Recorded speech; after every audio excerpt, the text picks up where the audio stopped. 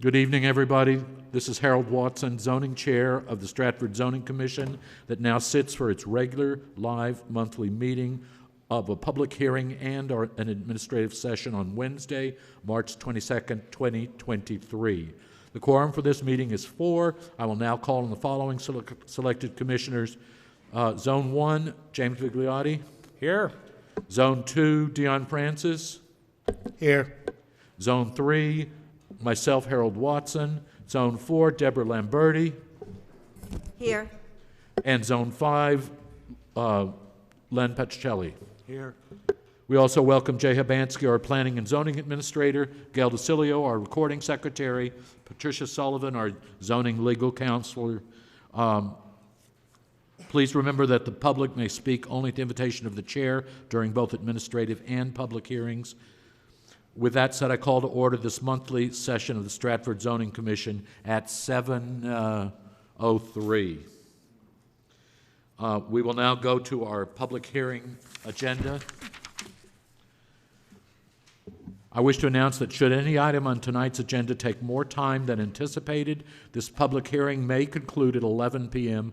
and be continued to another date which will be established at that time. Any items not heard by 11 p.m. tonight will be heard at the continued public hearing.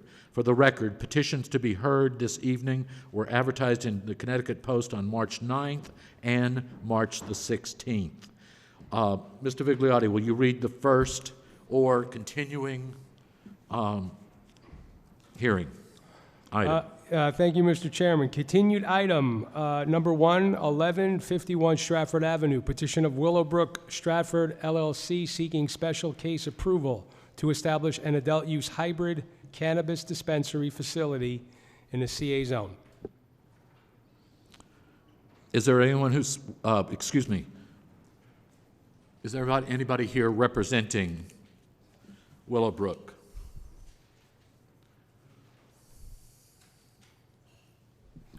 Good evening, Chairman Watson. Alan Curto, that's C-U-R-T-O. I spell it because everybody always asks. Members of the commission, Mr. Vansky, Ms. Sullivan, ladies and gentlemen. How about now? Yeah. Okay. Happy to be here again.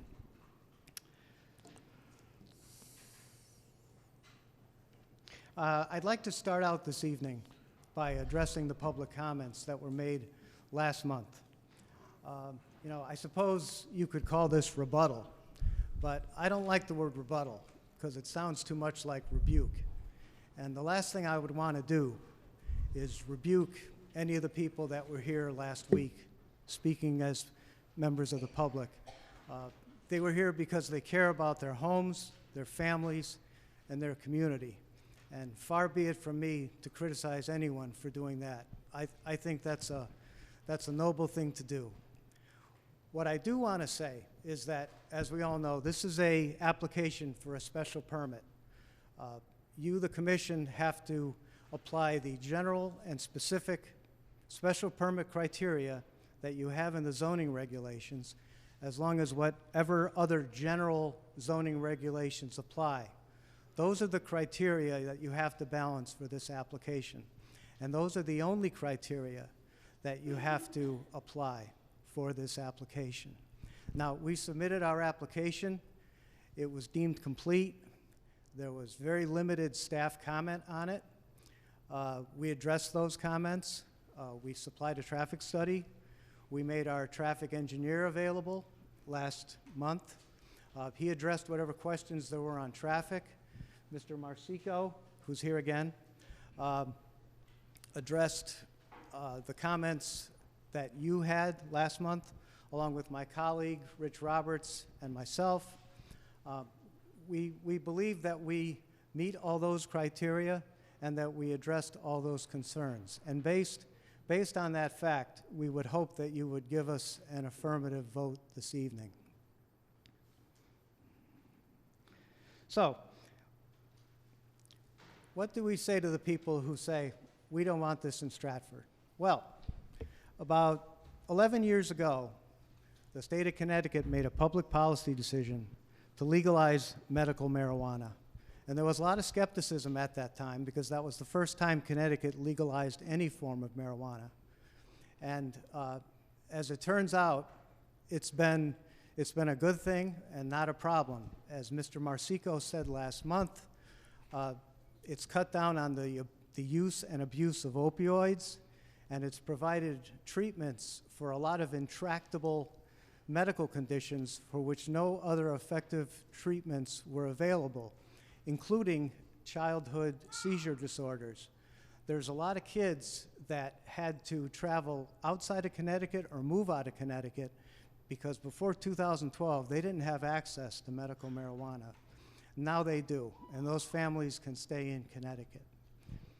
Now here we are, 2023, and the state of Connecticut has made another public policy decision to legalize recreational cannabis.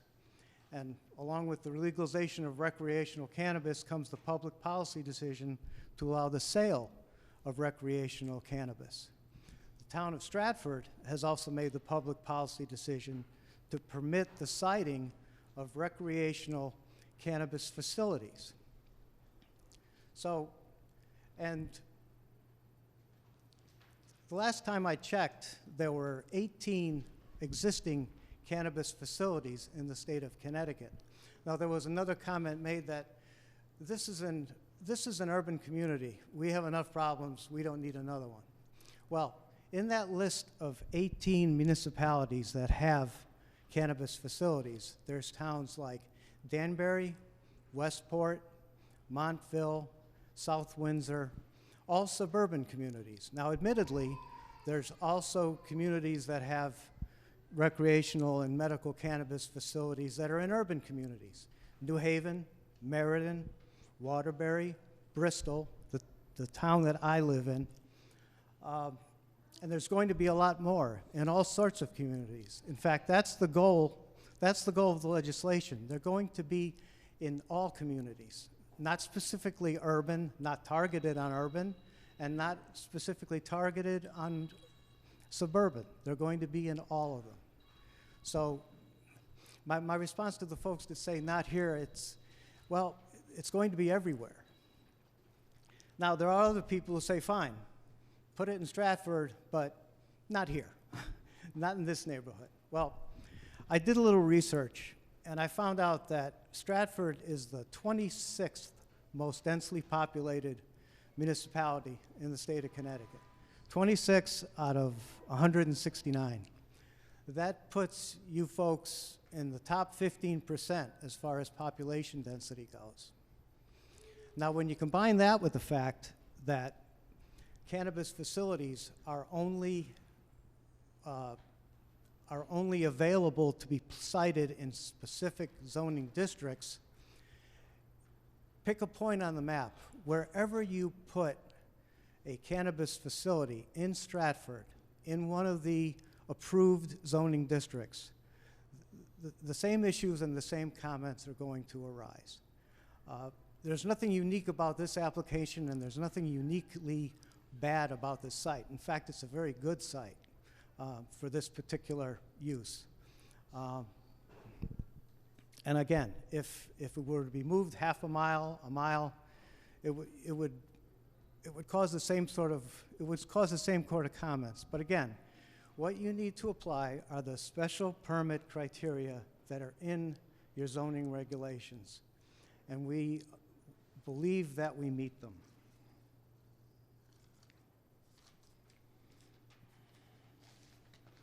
So, what do we want to build? We want to build this, and I apologize. I deliberately put it this way so that the folks that maybe haven't seen it before can see it. We think it's a very attractive facility. It's going to have state-of-the-art security. It's going to have state-of-the-art inventory control. It's going to be secure in every way. It's going to cut down on the supply of illegal cannabis in the neighborhood. It's going to cut down on the amount of opioid abuse in the neighborhood. It's going to cut down the availability, by the way, of cannabis that's laced with things like fentanyl. It's not going to be a bad influence on the neighborhood. Only adults over 21 can patronize it. They're going to have to show ID. I mean, Mr. Marsico went into great detail last time about that. But it's an attractive facility, and it's also going to provide tax revenue. As you probably know, there's a 3% municipal tax that's going to be collected on all recreational sales, not medical, that can go to improve the neighborhood, job training, streetscapes, public safety. It's going to be, it sounds funny to say it, and I know I'm being paid to say it, but I really believe it. It's going to be a benefit for the neighborhood, just like the one in my neighborhood is in Bristol. It provides a 3% municipal tax. I drive by it a half a dozen times a week. I never see any trouble there. In fact, if you didn't know what was being sold there, you wouldn't know. You couldn't tell what's being sold there. They are not problems for the community. I speak that from having one in my own neighborhood, from doing an awful lot of reading and study about this. Believe me, I wouldn't be here if I didn't really believe that this was a good thing and not a bad thing. So this facility is going to provide good jobs for neighborhood people. As Mr. Marsico said last month, I believe, the minimum pay for an employee at this facility is $35,000. If they're management, it's going to be a lot higher than that. And the parent company of this company is a nationwide company that I believe is in 14 states? 14 states. And people that start here can end up working anywhere. The sky's the limit. Basically, we believe we can be a good neighbor in Stratford, and what we're asking for is the opportunity to be a good neighbor. Thank you very much. Do you have other speakers? Or is it No, just you tonight? just me, unless you want it. Is there anybody here who would like to ask a question? Do any of the commissioners have questions? I do.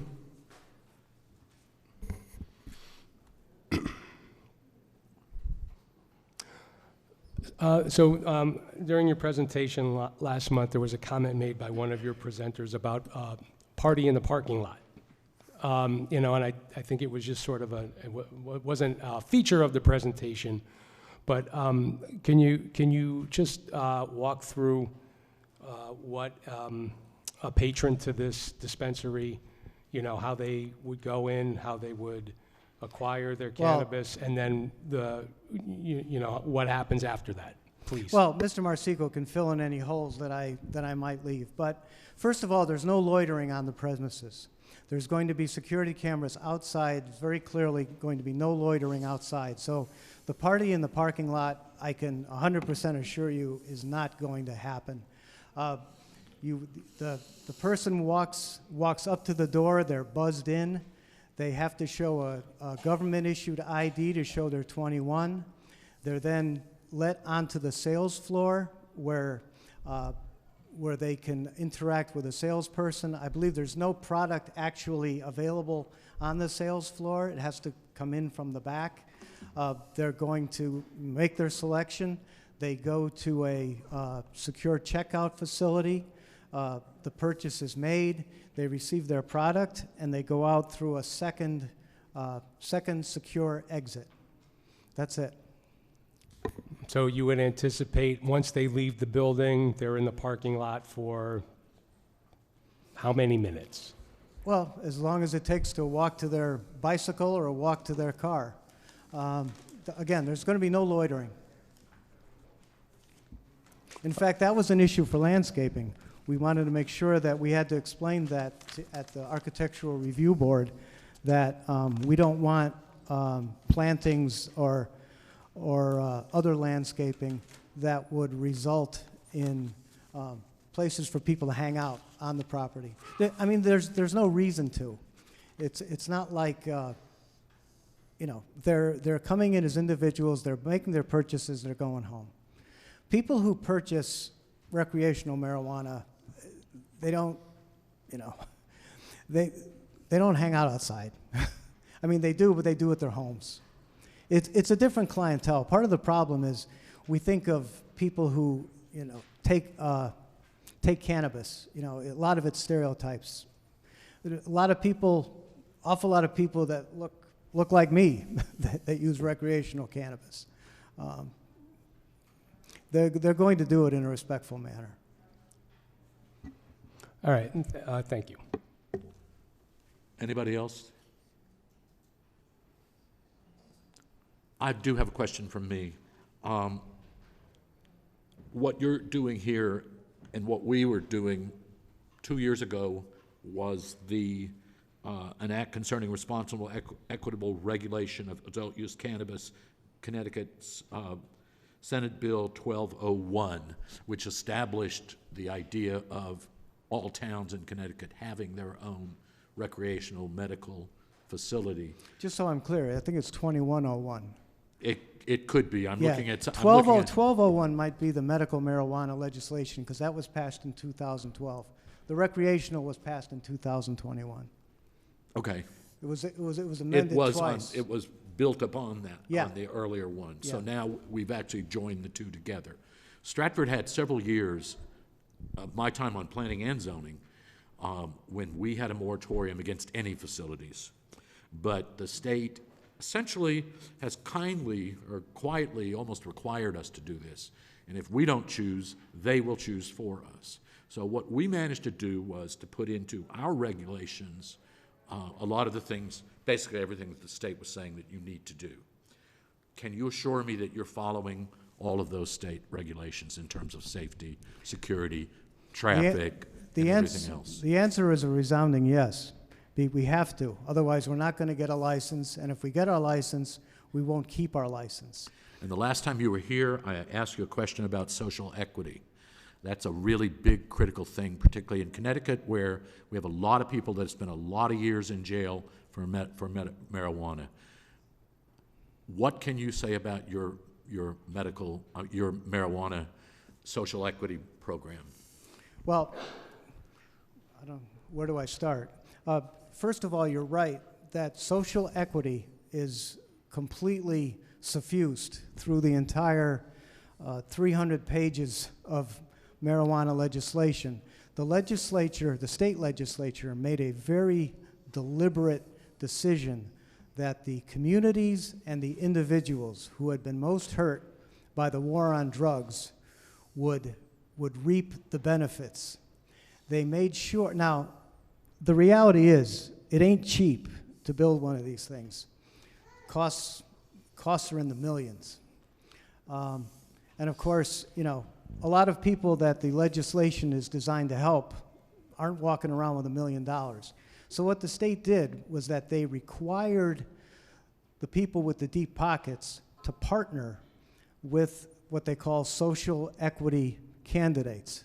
And social equity candidates had to live and work in what are called economically disadvantaged areas, EDAs. They have to own 65% of the, depending on the structure of the company, they either have to own 50% or 65% of the company for, I believe, 5 years. And that equity structure cannot change for 5 years. So they're going to share in the bounty. And what Willowbrook Wellness has done is they have a number of these licenses that they have now. Each one has a social equity partner. They're called social equity joint ventures. And there's a 50% social equity owner who comes from a disadvantaged community or an economically disadvantaged community, and they're going to reap the benefits of that. Now that's on the ownership level. On the employment level, there's probably going to be 12 to 15 employees at a time in this thing. You heard Mr. Marsico say last month that they are going to hire from the community. And those people are going to make good money, again, minimum of 35, management, a lot more than that. And those are folks that live here. They're not going to truck them in or truck in people from out of state. Thank you. You're welcome. Any other comments? Hearing none, we now... I have a comment, actually. Okay. I remember in the last meeting, you said you did, you were involved in a lot of events in the community to help develop the community and do certain things for the community that you basically are around and based in. What are those events, and what have you done in communities in some of the establishments you have in your 14 locations, I believe you said? 14 states. 14 states. Well, I might need to call on Anthony to fill that in. But Anthony, did you want to take care of that one?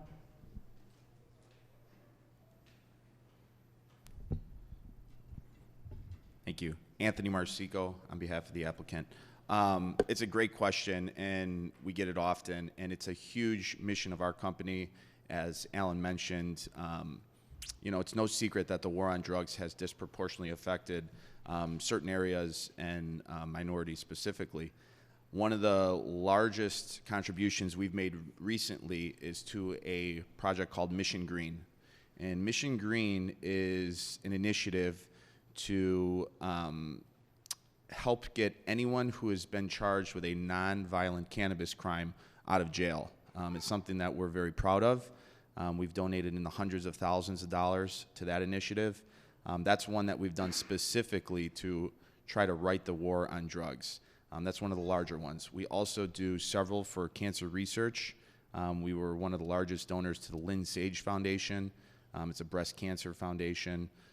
Again, a national organization. At the local level, a lot of the things we do are around, we see these 5K cancer walks or leukemia walks, things like that.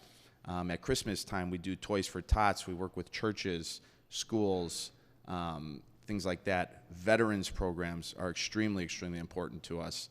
We see tons and tons of veterans with PTSD that are benefiting from using cannabis as opposed to some other prescription opioids, things like that, antidepressant medicines, things like that. Most of all, though, we want to get to know what the wants and needs are of the community. We like to embed ourselves in the community, join Chamber of Commerce, join the local Chamber of Commerce. If there are local events, find out how we can help, be in touch with you folks. I'm sure you know the community better than we do, as we'd be new to it. And if there's local groups that you work with, we want to work with them too. So those are just a handful. I mean, we literally do dozens around the country. So you do work with the local leaders and local Absolutely. Religious establishments to Absolutely. kind of put your hand. I mean, I want you guys, if you're going to be in that community, it's not our job to do that. Absolutely. If you want to be in that community, For you sure. should make yourself known and make yourself known what you're going to do to make that community better. If you wanted to be there and help that community like you say you do. For sure. The first thing we always look to is if there's a Chamber of Commerce in place, and we'll join the Chamber of Commerce. They obviously are in tune to a lot of local events. But you elected officials, I know that a lot of times folks like you are a part of charities or a part of church groups and things like that, and you can help point us in the right direction. But absolutely, also, once we start hiring staff, they belong to groups and they'll bring us ideas, and it's mutually beneficial for us. We want to benefit the community, and it's important for us to be embedded in the community. May I add something to what you were saying? Do you empower your local people to make these kind of connections? Absolutely. So the management you have in Stratford would be the people that would actually, theoretically, might be local people to begin with, Absolutely. but they would be the ones who would be empowered to make connections in terms of establishing social equity projects. Absolutely. So our GM and AGMs would be local, hopefully to Stratford, but if not, in the very, very near surrounding areas. And we do that for a number of reasons. One, retention of employees is always better when it's local. A long commute in our industry typically doesn't thrive with retention. We have a state lead who also talks about initiatives as a state, but we are constantly getting folks who come in. Hey, there's a cancer walk this weekend. Would you guys be interested in being a sponsor? Would you like to have a team in events? If you look on our social media handles, we have them all the time, regularly, where we would help sponsor those events, and also our staff participate in those events. We want to embed ourselves in the community. Again, we view it as a partnership, and we see it as being mutually beneficial, and we do it all around the country. And the last time you were here, I asked if you were planning on contacting our police department Did anybody manage to do that? We reached out twice. We have not gotten a response. Okay, but you made an effort. I appreciate Yes, that. and prior to us opening, we will absolutely have a meeting with first responders. We always like to have them meet with our security team, who is going to handle the security protocols and also do a walkthrough. We invite local officials as well to walk through that facility just to see if there's any concerns. Hey, how exactly does this work? We can put the nice pictures up here and we can present the application, but until you've walked through the space, really understand the operation, I think everyone becomes a lot more comfortable with how state-of-the-art it is and all the checks and balances that really go into these operations. Any other questions? Yeah, just one more. I know you guys mentioned about you hired in the community and you hired from the surrounding towns, but tried to hire from that community. So I started doing a little research about some of these facilities and what their pay is. So I just kind of want to get some information and some background on that because, if you are going to be hiring within the community, you have a lot of them here today. Sure. And you say they start at about $35,000 a year. And that would be a bare minimum, yep. Bare minimum. Now, do you promote from within? Absolutely. And do you also have your own driver so they actually can escalate to those positions as well, since you say you have many locations in 14 states? Absolutely. So our HR department has grown quite a bit over the last couple of years. On top of the pay, we are proud to say that we offer health benefits. We're also one of the few cannabis companies that has a 401k plan, vision, dental program as part of our benefits. It's a little bit rare and difficult in our industry just because disconnect between state and federal law. So there's a little bit more red tape that we have to go through than a normal company. So it's kudos to our HR department. Also, diversity hiring in the workplace, something very, very important to us in talking about HR. So we have diversity goals, race, gender, sexual orientation, all of that type of stuff is all figured into it. We do regular surveys. I participate in those surveys as an employee of the company, and our HR department handles that we're meeting our goals, and if we're not meeting our goals, we put a plan in place on how we're going to meet those goals. Okay, well, you actually answered my question Okay, about the benefits, so thank you. I appreciate it. You said last month your deliveries would be to the rear of the building of the cannabis, correct? Correct. How frequent? I would say that typically what we see on a weekly basis is 10 to 14 deliveries. I'd say it's rare for us to get more than one delivery a week from a specific cultivator, more like one every 2 weeks. So yeah, 10 to 14 cannabis deliveries. They're going to be varying schedule 10 to 14 per week? per week. Okay. Yep. May I ask a question about traffic? Yep. I went back and read your traffic impact study. Basically, it comes out saying that the amount of retail traffic that you should have should not exceed the bank building that was there.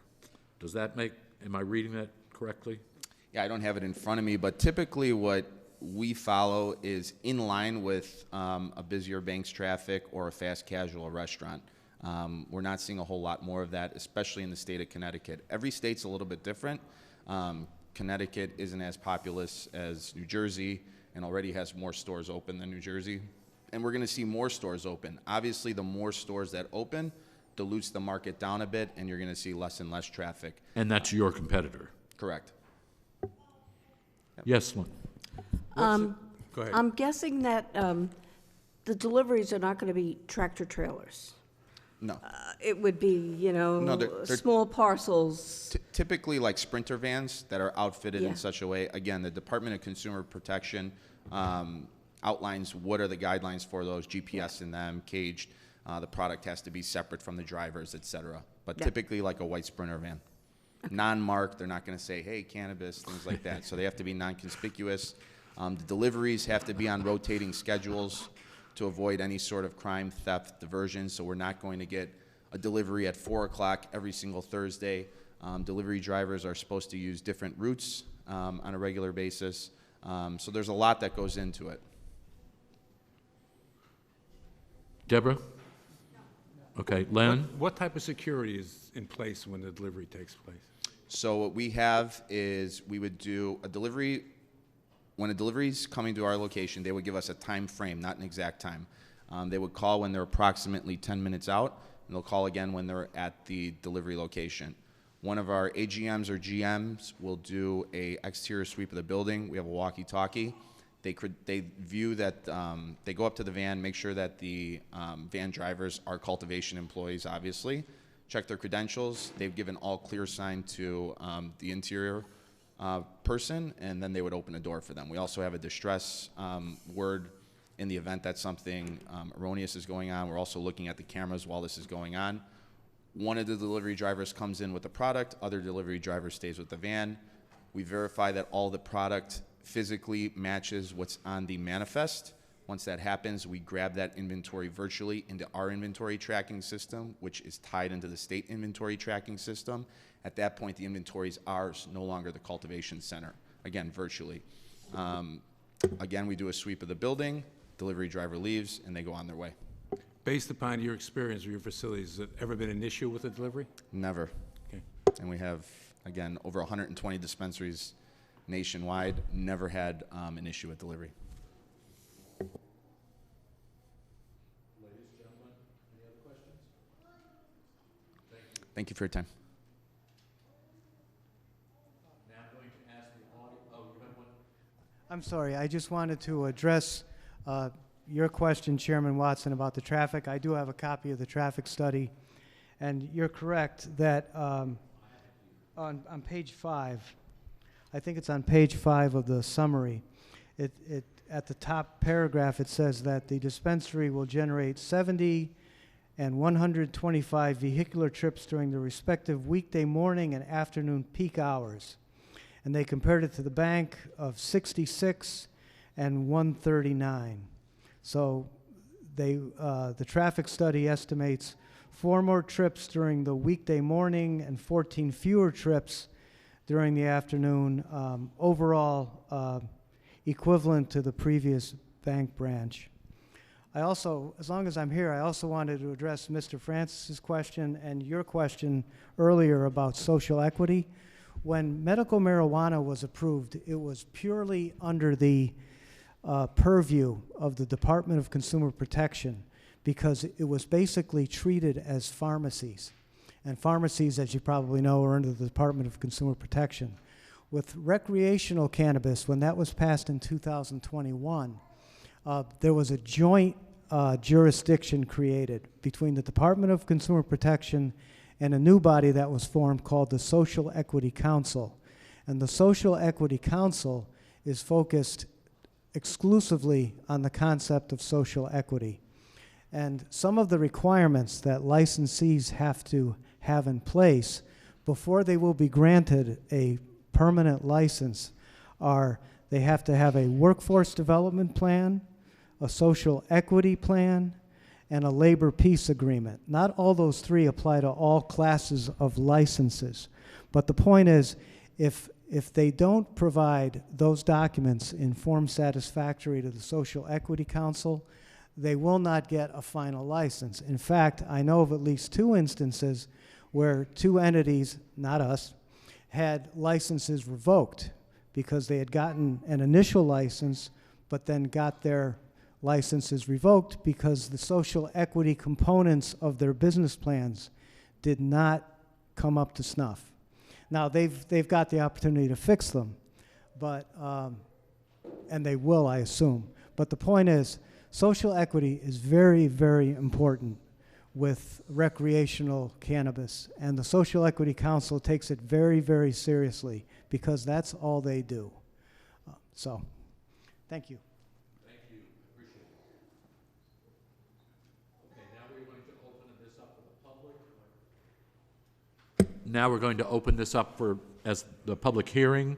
I want to make a request. If you were here at our last meeting and already spoke, since we have a very big crowd here tonight, could you at least wait till the very end, let only people speak tonight who were not here at the previous meetings, so we can actually hear as many voices as possible.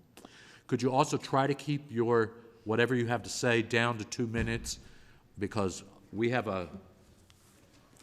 whole bunch of different things that have to be done tonight in addition to this. So I'm trying to keep us moving forward because they deserve their hearing also. Having said that, is there anybody here who wishes to speak in favor of the petition?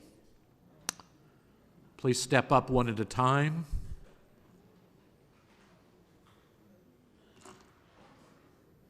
Please give your name and your address.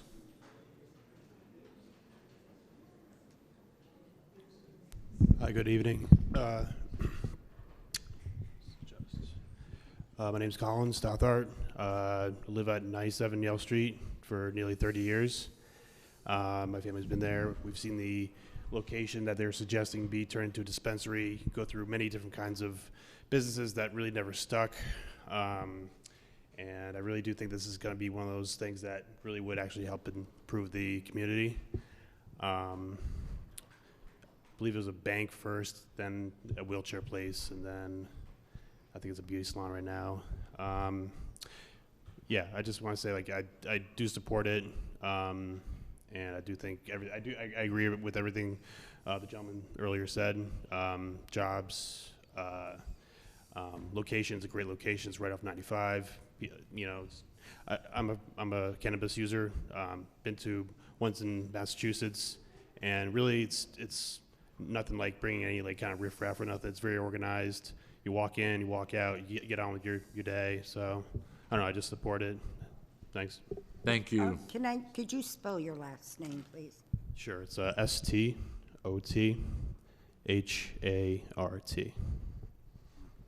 Thank you. That's good. The next person? Hi, my name is Andrew Allen, Allen. My address is 49 Wentworth Street, Bridgeport, Connecticut. I'm mainly here to talk about the buying process, just because you guys had a little bit of confusion as to maybe what a consumer goes through. I have purchased cannabis in multiple states, including Connecticut, since it's become legal. So it's literally a 5-minute process. Most of the adult use dispensaries in Connecticut actually have pre-orders required. So my cannabis is already ordered before I've ever walked in the store. And even the intake process is more in depth than, say, going to a liquor store, where they might just look at it, check the date, and you can buy whatever. Cannabis intakes not only require looking at the ID, but you actually have to get intaked into a computer system. So it's not the same. That computer system runs your ID against, obviously, state records and finds out if you're actually 21. Beyond that, like I said, it's a very quick process. It's just like buying anything else. I walk in, I get my product. In fact, it might be quicker and easier with the pre-orders. I walk in, I get my product, and I walk out. Especially as delivery services come online, a lot of their business is, with the traffic problem, is going to be going towards that. And that's just as secure a process as it getting delivered to their facility. It going out is the same process. It's the same kind of trucks. It's probably the same companies because it's under the same kind of license. So it's not something that is really going to make any difference than any other business. And I think any sort of public safety concerns are really unfounded unless we're prepared to close all the liquor stores, which are far more dangerous to the community. And I think we can all attest that a lot more people hang outside liquor stores drinking.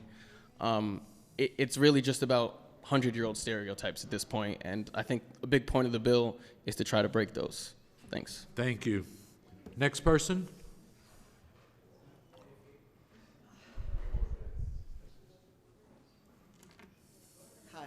Hi, my name is Delphine Watson. I live across the street from the hair salon place.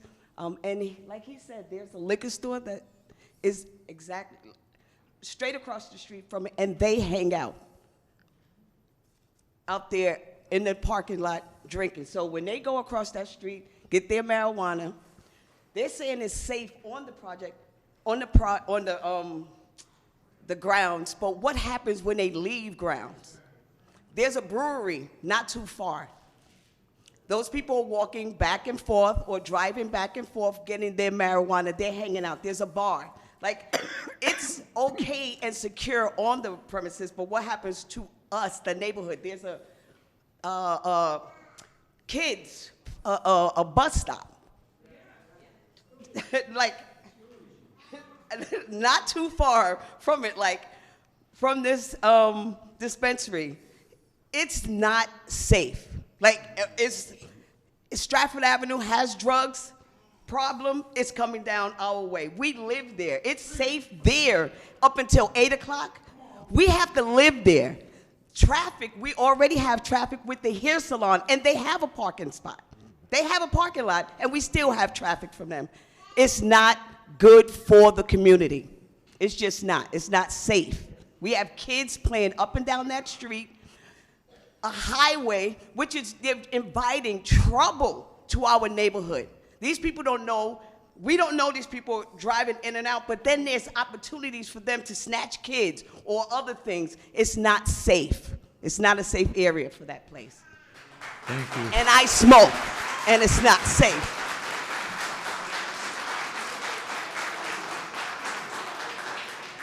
Is there anybody who wants to speak in favor of the? I'm not in favor. Well, I was trying to give, I'm trying to.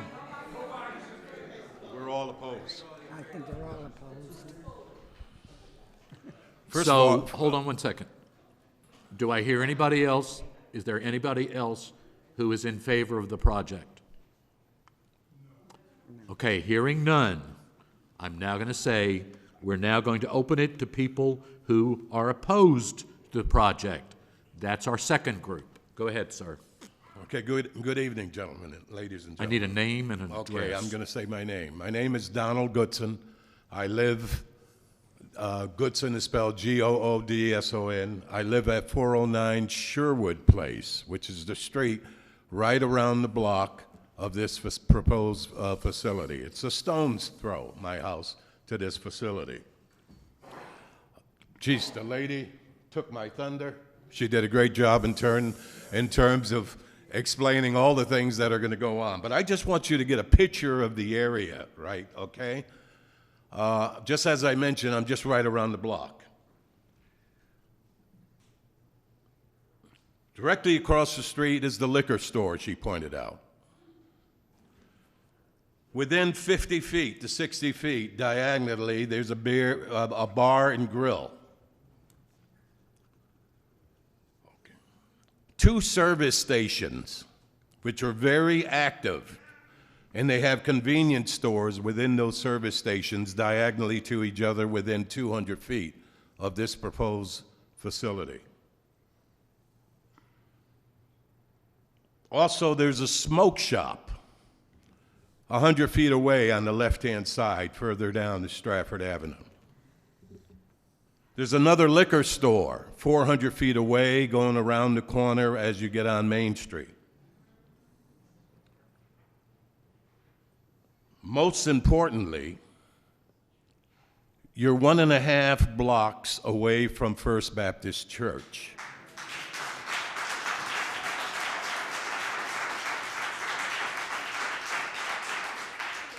So I want you to picture this. The shop, I believe, is going to be open from 9 a.m. in the morning to 9 p.m. at night. Is that true? I believe 9 a.m. to 9 p.m. at night. Okay? I want you to think of what would happen to the property values if you were coming in from out of town, moving to buy a house right on Sherwood Place or in the surrounding areas. Would you buy a house with a facility like this right here? Okay, think of what it's going to do to property values. I'm concerned about the possible clientele, as the lady pointed out, because it's true, as she indicated, right at the liquor store, there's a lot of people hanging out right at the liquor store, just right across the street from it. You're talking about just across the street, you're at a liquor store. So people who go in there, okay, to the cannabis shop, okay, who's to say they're not going to go across the street and do both liquor and cannabis at the same time?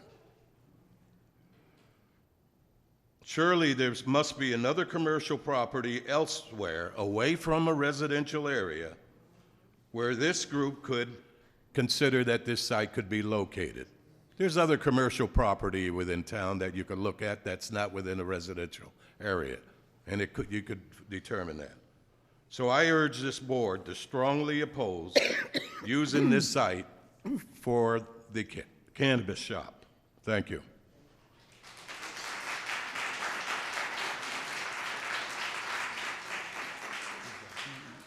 Good evening. My name is Bill Giles of the 4 Alpha Court here in Stratford. I oppose to this. The gentleman pointed out a lot of things. Like I said, years ago, I came to here for a purpose of a liquor store being opened in the corner of Stratford Avenue, Main Street. And it was shot down, reason being because it was in 1,500 feet of a school. There was a bar across the street and a bar down the street. Now we have a liquor store that opened up next door to the place where the liquor store was going to, or where the opposed liquor store was going to be.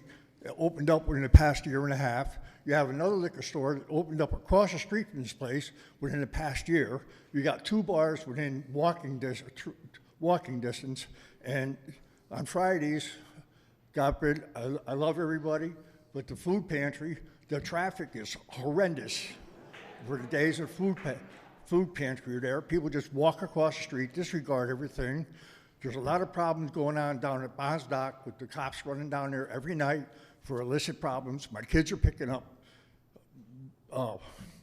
roaches and picking up needles and stuff from down at the dock. Not so much lately because they've been under control of it. I oppose this dispensary. I don't think it needs to be in our neighborhood because I don't feel safer to be in our neighborhood. Thank you. Can I didn't get his address. You need his name? Address. I got his name. What is your address, sir, before you leave?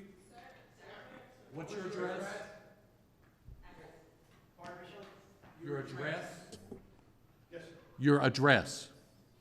Your home address. Your Where home do you address. live? 4 Alpha Court, that's what I said. Alfred Court? Alfred Court, yes. Okay. Thank you. I'm sorry. Good evening. Good evening, Board. My name is William Michael Boyd. I'm at 681 Sedgwick Avenue in Stratford. I am the Planning Commissioner for Zone 2, which represents part of this area. If they don't mind, can I use their board to show you something? On their board, they showed a dispensary, echoing the points of the other speakers. It is the most densely populated block probably in Stratford. As you can see, a residential building there, a residential building there, housing there where Ford used to be, densely populated, as well as 2 and 6 family houses across the street, all listed. So again, densely populated area. The traffic studies that were for a bank were for a bank. Those studies were done long ago. Those studies were not done when those apartments were built. When you have cannabis, as Mr. Goodson said, there are 2 liquor stores within 2/10 of a mile.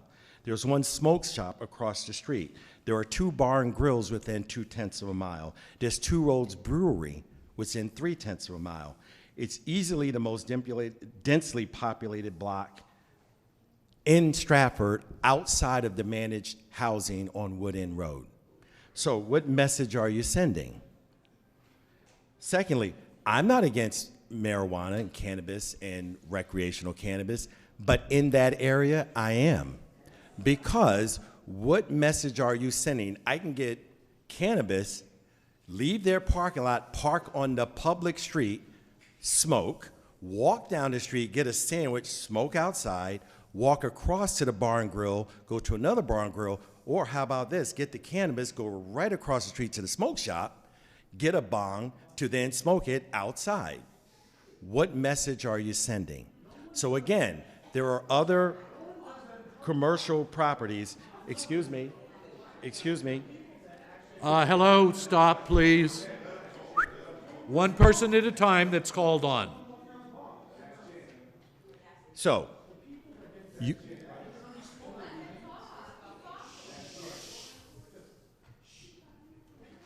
So I don't think most people here are against the sale of cannabis. Just not right there. Period. Thank you for your time, and I categorically, as I said, I do not want that dispensary there. Thank you for it, and I hope you consider our plea. Thank you. Thank you.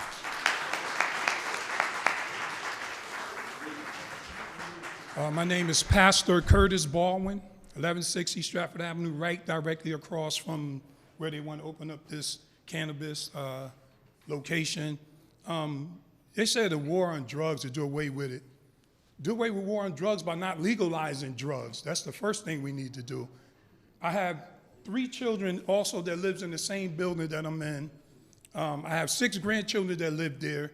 I would like to see people who want to open up these shops here move across the street to where we are, bring your kids there, and let the people walk in your neighborhood. Now, I heard that the people that's going to buy these drugs look like how this gentleman going to look. I haven't seen that yet tonight.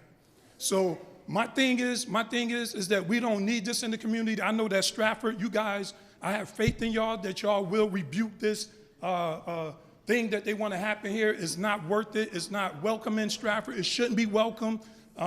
We have families here, and they won't put it in their neighborhood, but they'll come to our neighborhood. Stratford stands tall.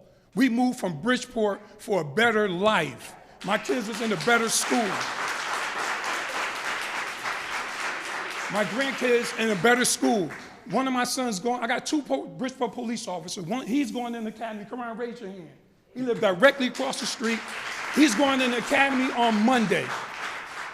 My 11-year-old granddaughter is here. All my grandkids is here. All my grandkids is here. I have 10 grandchildren. I don't need somebody that's walking around the neighborhood, say something wrong to my granddaughter, and you put us in a situation to where we have to defend them. You know what I'm saying? Listen, I got friends that use legal marijuana. They mix it with all kinds of other stuff too. They put bomber fluid on it. So they're not just smoking just the marijuana that they want to sell. They're making it a little stronger. And listen, I used to smoke weed. I used to sniff coke. I smoked crack. I did all that. So I understand what drugs can do. And if it's so safe, why do you have to make a call 10 minutes out and one guy gonna stay in the truck and then one gonna go in? You don't need that, it's safe. You ain't have no, first of all, nothing is 100%. That's how I knew everything is a lie.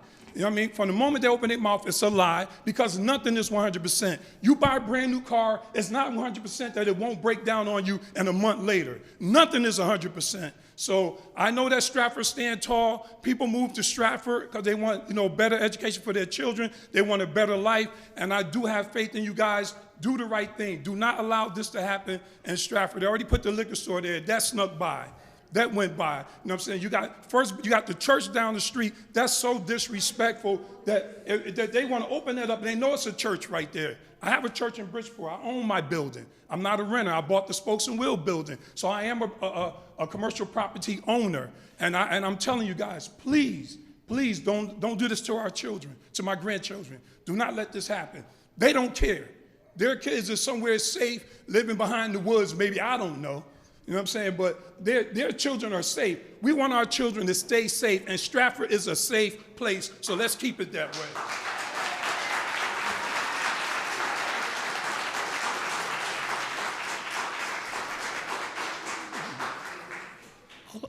Hello, my name's Robert Kremen. I live in 107 Yale Street, Stratford, Connecticut, 06615. I've been there 41 years. I raised 4 kids there. You can't do this to us. The traffic is crazy now. I mean, you got a school bus right there 30 feet away. The kids get on the bus. My kids got on the bus there 40 years ago. Come on. You got 2 liquor stores, you got the bars, you got that. You got 5 apartment buildings. You're going to bring another 100 cars every day? You know what it is to try to get out the end of my street? I can't go out Stratford Avenue. I got to go out King's College. The traffic it'll be too much. And these guys are going to come here. You're going to tell me the guy's going to go in there, buy the stuff. He's going to smoke it out in the car. You know that. I know that. He's going to go out and he's going to kill some kid that's going on a school bus or something, coming home. Please don't. We don't need it here. You got 99s empty there, big parking lot. Why don't you put it there? You just gave them all that Federal Express. They built a big building out there. You got the swamp out there. Let's build them out there. Let them go off the highway. We don't need it here. There's too much traffic. The kids, you can't do it. Please don't do it. Please, I'm asking, I'm begging you. I walked here the other day with my grandson up to the Pickle Barrel. You know where the Pickle Barrel is? Good sandwiches, right? It's a nice spot. At least we can walk. You put this there, it's going to be bad. No good. Please. Thank you.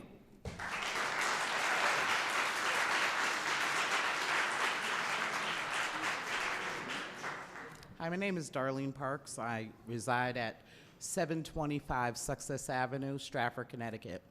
I moved from Bridgeport to Stratford because it was a quaint town, and Stratford is strong.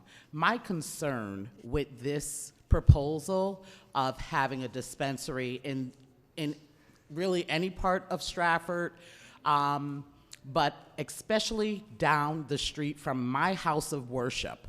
I will tell you, at First Baptist Church, I can't tell you how many souls have been saved there, and people are there battling all different types of addictions and things like that from their past. So to put this in their face and make them on every Sunday have to walk out and face this dispensary, I think it is wrong. I think it is dead wrong, and I think you're egregious if you make this decision. As a grandmother, I take my little grandchildren to church.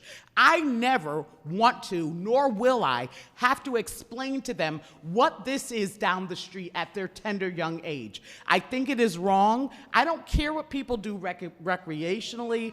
I don't care. But what I'm saying is the location is dead wrong. It's inappropriate, it's egregious, and it's enough. We have had enough. I have 3 businesses in this town, and I'm telling you, I go to church because I need it. I don't want to have to come out and face what is going on right down the street. Only thing I have to do is come out and take a look on the right-hand side and see what I don't want to see.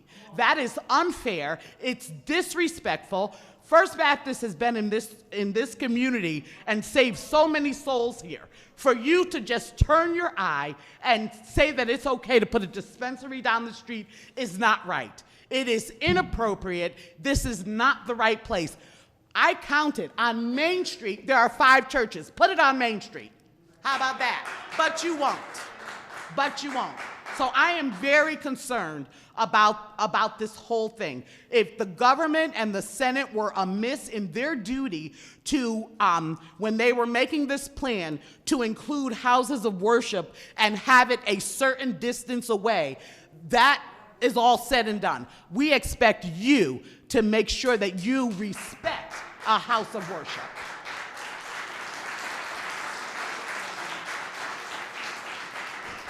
Good evening, everyone. My name is Patricia Bimber. I live on 265 Dewey Street. I'm sorry, 265 Dewey Street in Stratford, Connecticut. What is your name again? B as in boy, E M as in Mary, B as in boy, ER. I have been a Stratford resident for the last almost 7 years.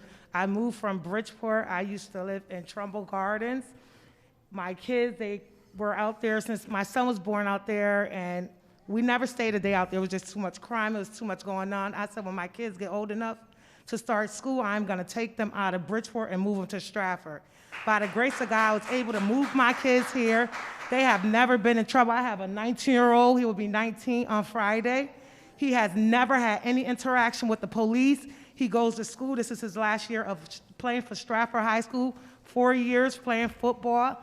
I have a 13-year-old who plays on the Stratford Renegades team. He also has never been in trouble in school, never have gone through anything, but at the same time, from us moving from Bridgeport to here and being on Stratford Avenue, for one, is not a good look at all.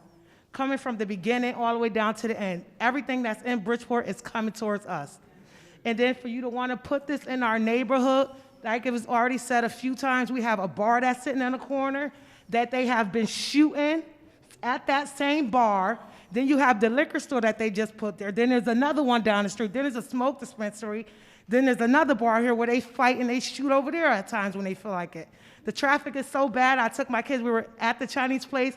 We watched somebody coming straight out the bar, hit someone off their bike around 8:30 at night. So to put this there, you're causing more trouble, more harm. Look at all these kids that are out tonight. They go to schools around in that area. They stand at bus stops. We like to take our kids for walks, but to have to walk by something like that, and like I said, my son is 19. At a certain age, they get curious. You say you will have security there to watch, make sure nobody, but kids get curious, and you said this building is attraction. Attraction causes trouble at times. They're attracted to that building, so they're gonna wanna know what's going on. And the kids here, sometimes you have kids that stand up and disrespect adults for your security to be there for their safety. You have kids that carry guns. You don't think they're gonna pull them out and use them on your security? You gotta think about it when you do it. Think about us, think about the community. This is what Stratford stands for. Let's be bigger than what they're trying to do right now. Yes, you could paint a pretty picture, but think about everything else that comes behind it. I'm just asking you, don't do it, please.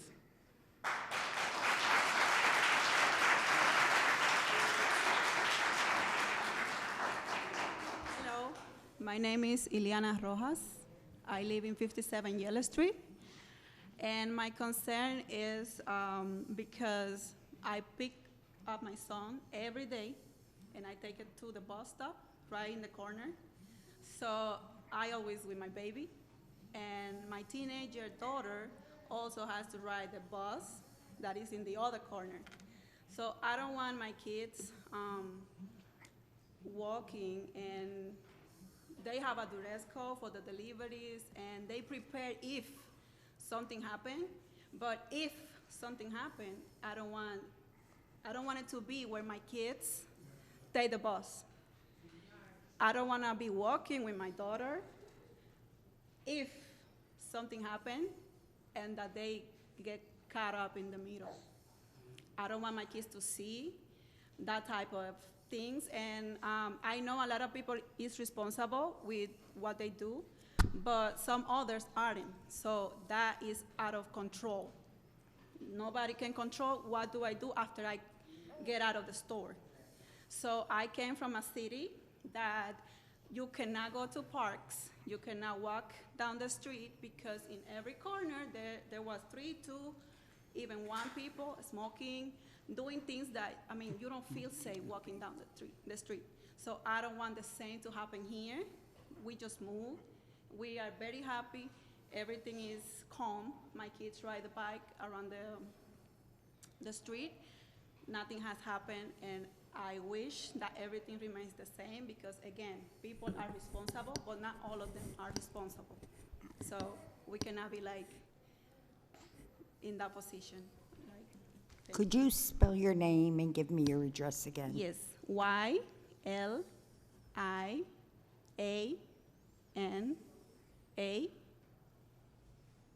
and my last name is Rojas, R-O-J-A-S.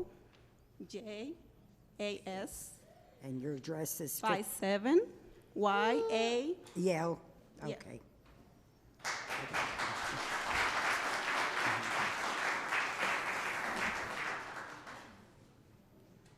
Good evening. My name is Barry Stevens. I live at 106 Placid Avenue, Stratford. I've been a resident of Stratford for about 40 years. And I'm not going to repeat everything which has been said. I just want to emphasize that which is the focal point of the points which the community is making, which is not regarding the quality of the facility itself. It's not about the professionalism of the backers of the facility. It's about its location and other areas in Stratford which do not present the problems which this particular location presents. I'm not going to reiterate all of the other entities that are located in this particular area. And I live about a mile and a half from the location that's being presented. It's the congestion and the liquor stores and the residential area that is located in this area, which is not presented if they chose somewhere else. It's going to be open every single day from 9 to 9. It's going to be open on Sunday during the service period of First Baptist Church from 10 to 6. There's a brewery down the way. Again, I don't want to reiterate all that you have already heard. I just want to emphasize the focus of what the community's concerns are as to this particular location. Thank you very much.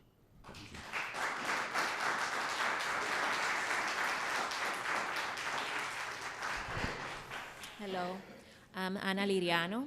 I live, Ana Liriano, A-N-A, simple. I live in 77 Jail Street. So I came from the Bronx like 6 months ago. I just bought my house here in this town because I was trying to find a better place for my kids, to raise my kids. So I came from the Bronx, and I was walking one day in the street in the Bronx, and my kids asked me, "Mommy, what's the smell?" And then I say, "No, I had to move from there because I don't want this for my kids." And my question for you is, that's what you want for the next generation, that what we have here in this town? We don't want this. We don't want that our kids rise and grow up in this town, in this neighborhood with this store. That's why I don't want this for my kids. I moved from this town because I think this town, it was a good place for raise my kids. But now with this close to my house, and I think I have to think about to live here now, because I don't want this for my kids. And also, the bus stop is too close to the store. The bus stop is like, it's too close. They can't see the store when they come from the school. So, and the kids are so curious. They always asking you, what is this? For what is that? What we have to explain, I don't want the kids for 3 and 5 and 7, 10 years old ask you for what that is good. What is a reason? That is a good reason that you can say to the kids for this store. I don't have any good reason for explaining to my kids that this is not good for us. Okay? Thank you. Thank you.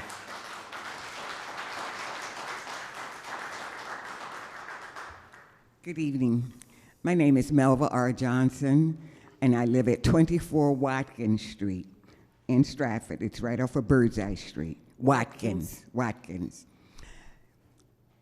I have lived there. We bought our home. We moved here to Connecticut in 1963.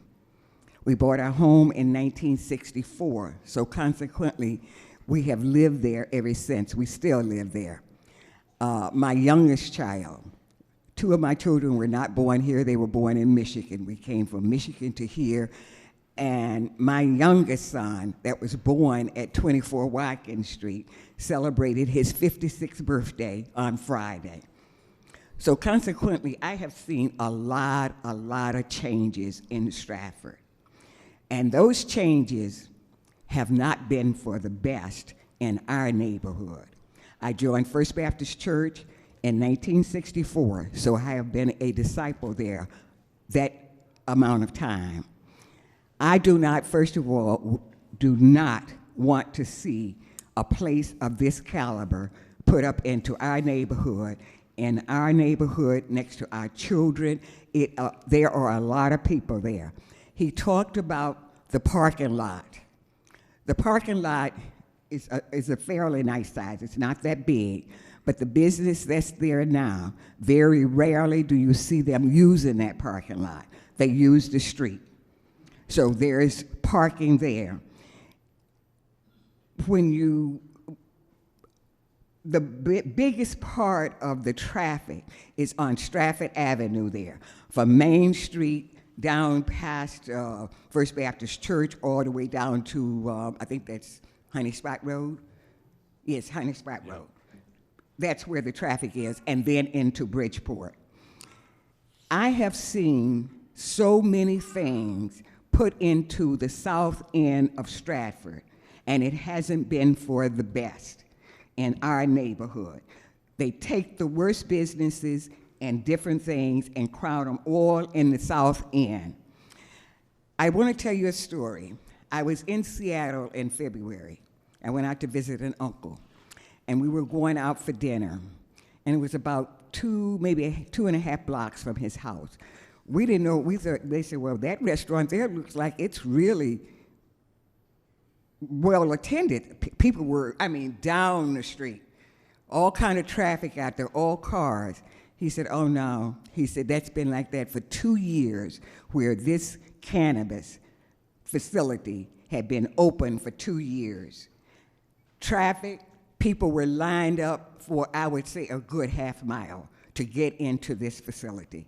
He said, it's been like that, it's like that every night. When we came home about 8:30 that night from dinner, it was still lined up. That's the kind of things that you want to put into our neighborhood. I do not feel this should be done. First of all, on Sunday morning, when we are having worship at 10:30, this cannabis place would be open. I'm not against whatever people want to do. That's not my taste. I do not use it, have never used it. So I'm not saying do not let them do it. Take it out to the Burma Road. Take it to one of these places where Barnum Avenue or whatever. Don't keep bringing things to the South End. I have a 14-year-old great-granddaughter that lives with me, and she wanted to go out the other day, and I told her, no, you cannot walk any place, because times over here in Stratford on the South End have gotten that bad that I did not want her to walk the street, because I did not know what would happen to her. I will take you, your grandfather will take you, or this child's mother that you want to go to visit, she has to pick you up. I am saying to you, do not keep putting businesses like this on the South End of Stratford in our neighborhoods. We do not want it. We do not want it.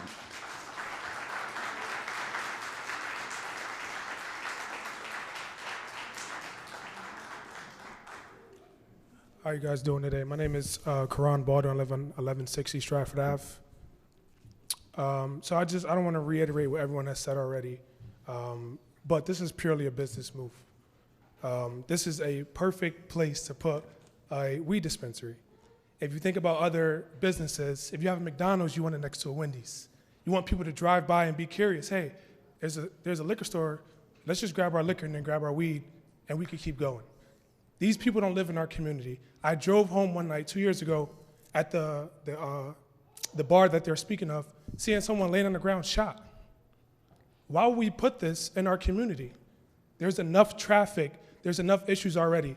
And me being about to be in law enforcement, why would I want this in my community where my kids grow up?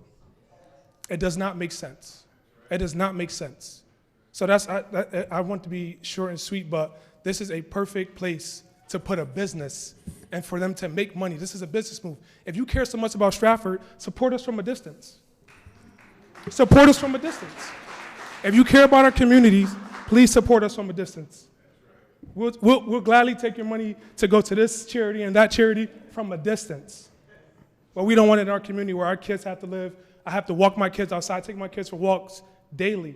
My 5-year-old, my 6-year-old, my daughter. I don't want them to walk outside and see someone. They already see people drunk across the street at the liquor store. Now they're going to see drunk and high. Now we're combining the two. So I just want to say that. Thank you. Wait. Your last name? Baldwin. Baldwin. Thank you.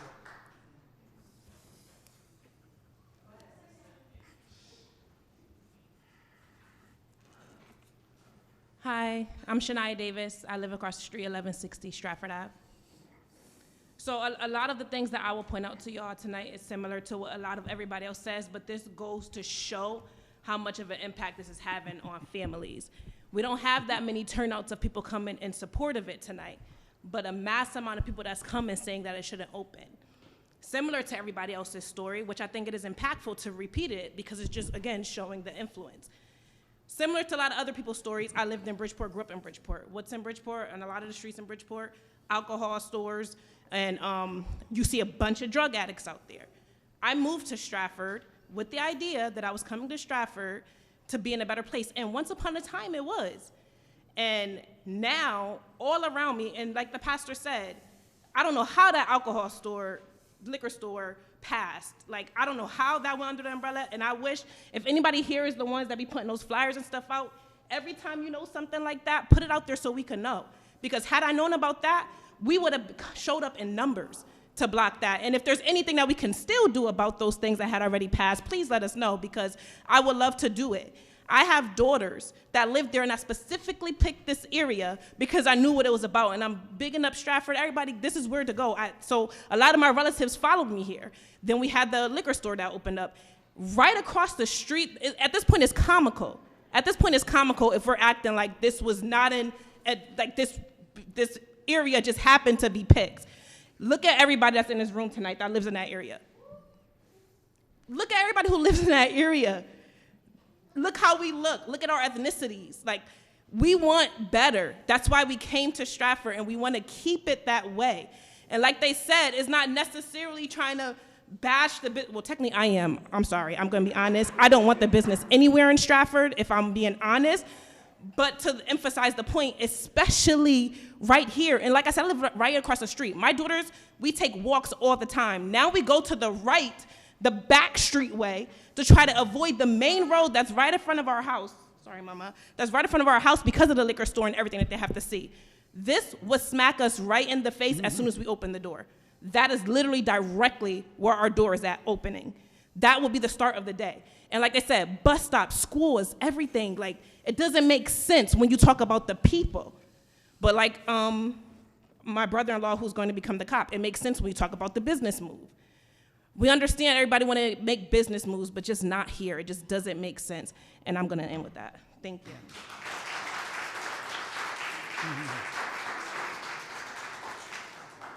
My name is Kershaw Baldwin. I live at 1160 Stratford Ave.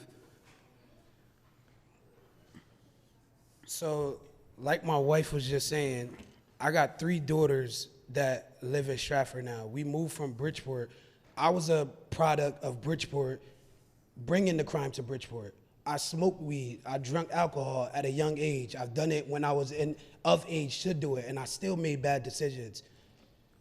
Give you an example, the only person that spoke out today that wasn't supposed to speak out was somebody that smoked cannabis. He smoked weed. That shows the type of people that we're gonna have in our area. Like I said, I brought the crime to Bridgeport smoking weed. So for anybody that's saying that they're gonna smoke their weed when they get home, as soon as we got our weed, wherever we got our weed, we smoked it right there. We went across the street. If we had to go across any parking lot you found, we got a gym that has a parking lot that's vacant a lot of the times. People are gonna go in there smoking their weed where I go to the gym at. My kids got school right down the street. Right down the street.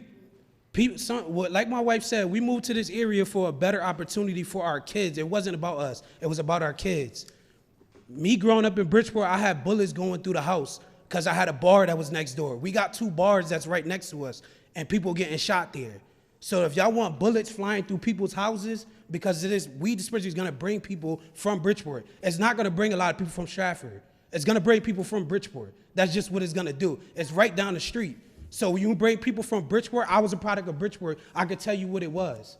It's not gonna be pretty. It's not gonna be people that's gonna be nice and dressed like these guys here. They're not gonna look like them.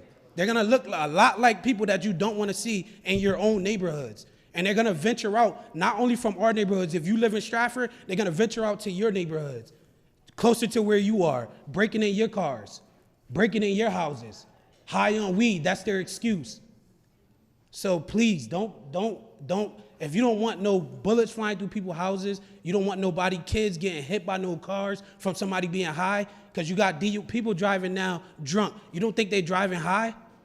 And we got all these kids that's walking around in the neighborhood. Please, don't allow this to happen. If they want it to happen, let it happen in their neighborhood. If you want it to happen, bring it to your neighborhood, man. Don't bring it to our neighborhood. Yeah, keep it in your neighborhood then.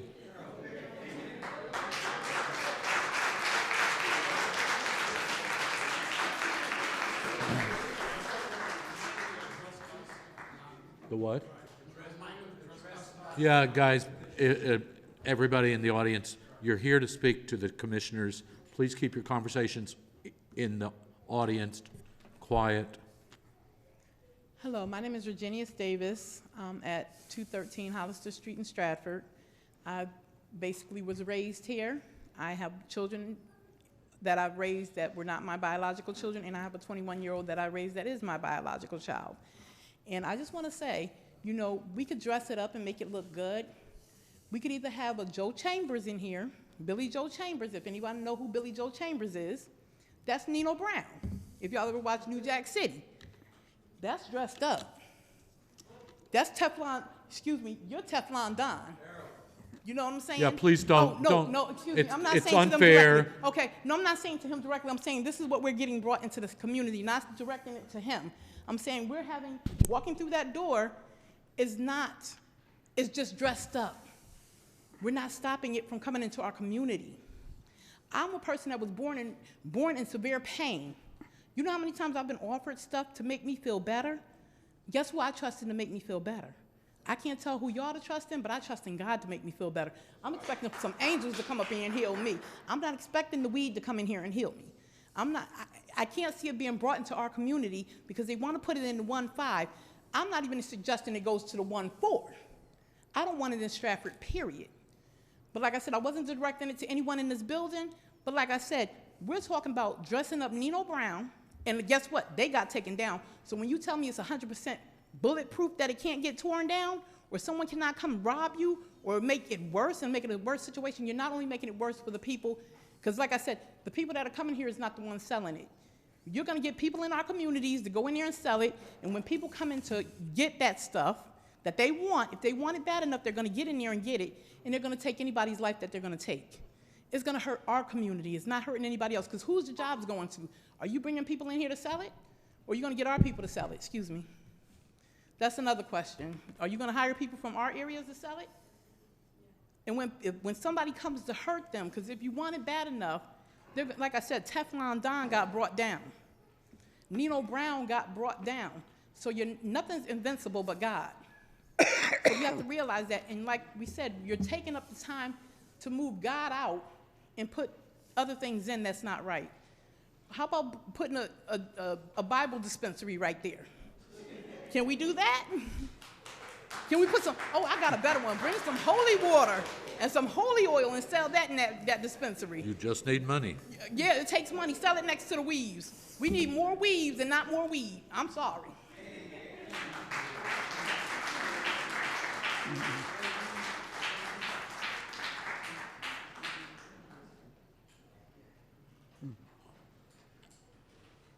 Before we go on, may I see a show of hands who else wants to speak? 2 hands. Oh, he's spoken. No, you only get 1 chance to speak. Good evening. I have a short something. It's not going to be that long. My question is... Could you give us your name and address, please? My name is Sylvia, Sylvia, Ebron, Ebron. 694 Columbus Avenue, Stratford. You're welcome. I found it interesting that the dispensary would operate 7 days a week from 9 a.m. to 9 p.m. and on Sundays, 10 a.m. to 6. There would be lots of people from the town traveling in and out of Verano, and the average is 200 per day. How would any of us like to live in a place where that's 1,400 people a week? Think about it. 1,400 people per week. Can you imagine the noise? That's all I have to say. Thank you.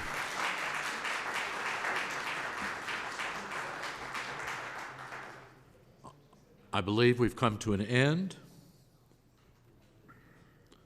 Hearing none, a motion. Is there anybody else who wants to speak?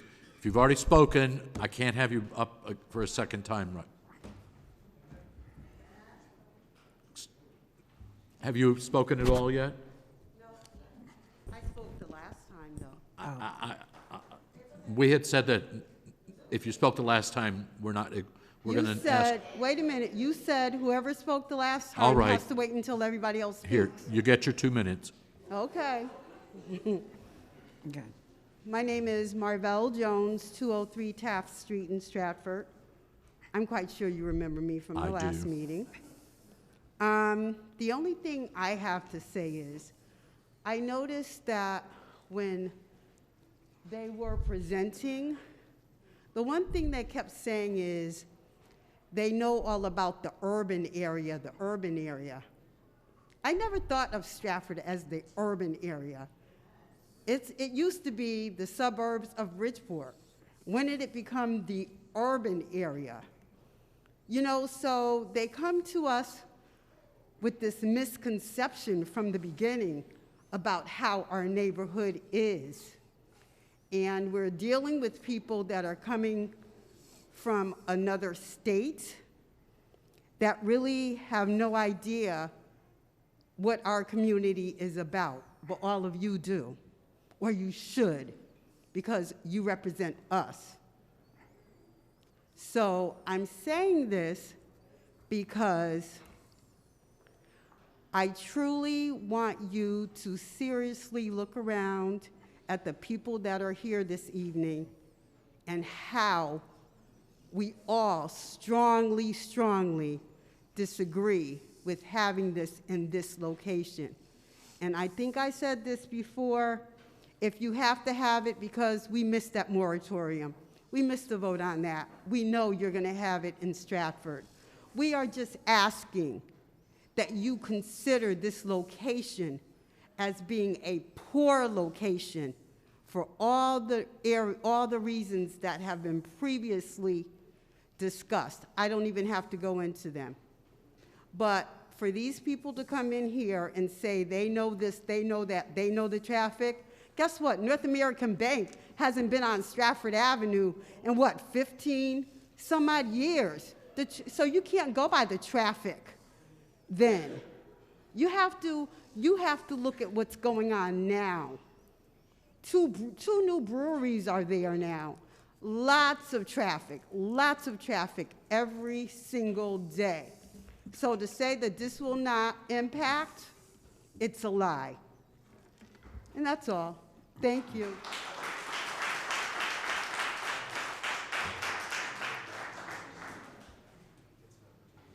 Yes. All right, we got one more. Hello, how are we? Shakira Jenkins, 183 Hamilton Ave. We spoke last time. In addition to everything that everybody spoke about, I 100% agree. We all talked about location.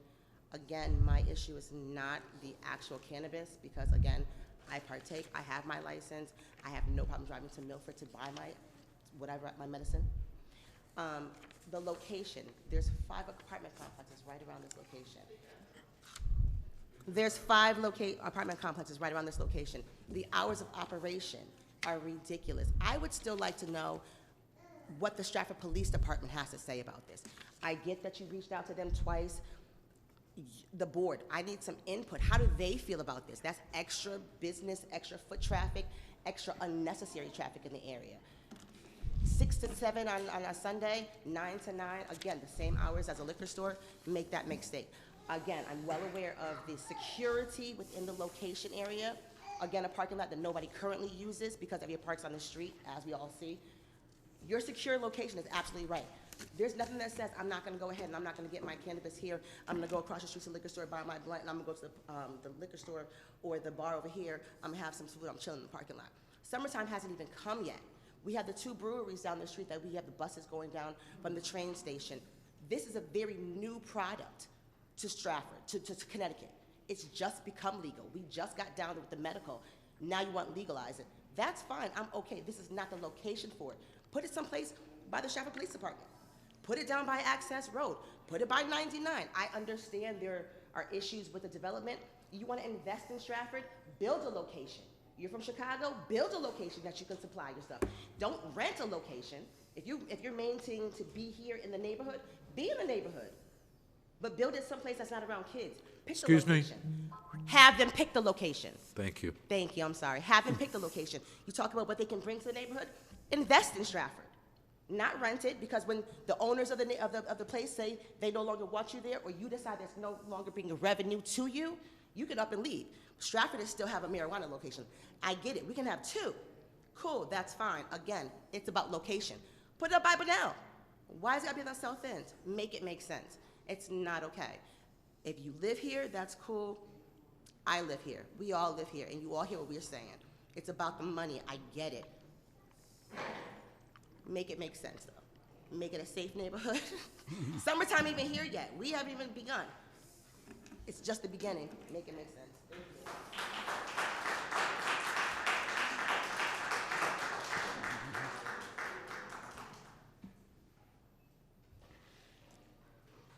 Hearing no other people, I would like to get a motion to close. Oh, wait, no. What? Oh, I'm sorry.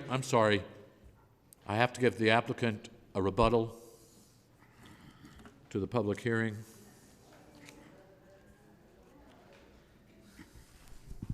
Thank you again for the opportunity. You know, a lot of what I heard is things that I hear at a lot of zoning hearings, and I do them in a lot of states, including in Connecticut. So we do have, just to remind everyone, we do have operations in the state of Connecticut.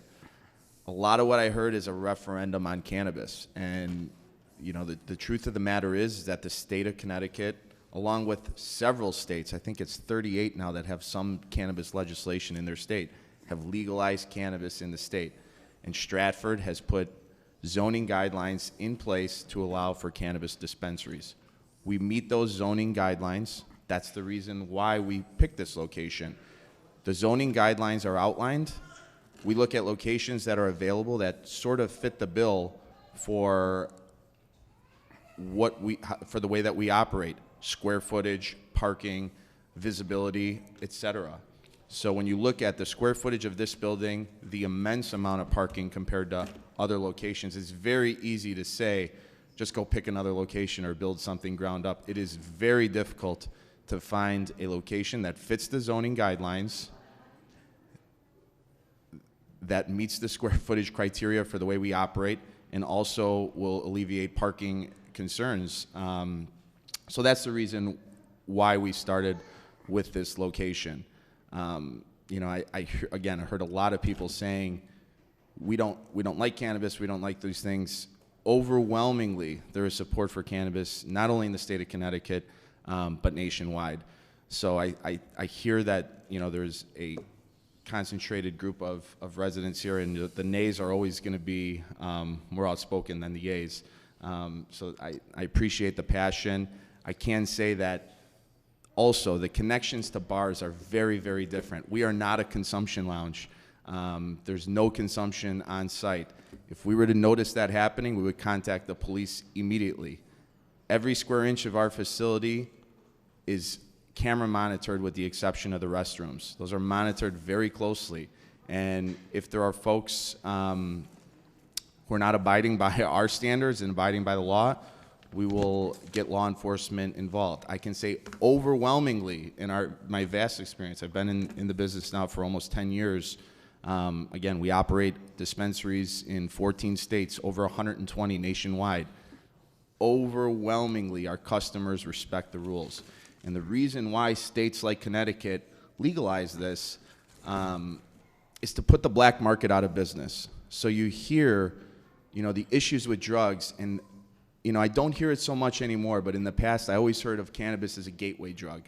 And that concept has been overwhelmingly debunked. The Attorney General has come out and said that that is not true. There's been studies on it. We view cannabis, and many people view cannabis, as an exit drug. I've spent thousands of hours in stores, and I have seen people who walk in with opioid addictions, who have terminal illness, epilepsy, MS, terminal cancer, who walk in and who are shadows of themselves, who are hunched over, don't know what to do, and within months you see cannabis changing their lives. I never used cannabis growing up. I played soccer my whole life. I was a just say no kid. I went through all of that, and I jumped in the industry because I saw it as an emerging industry.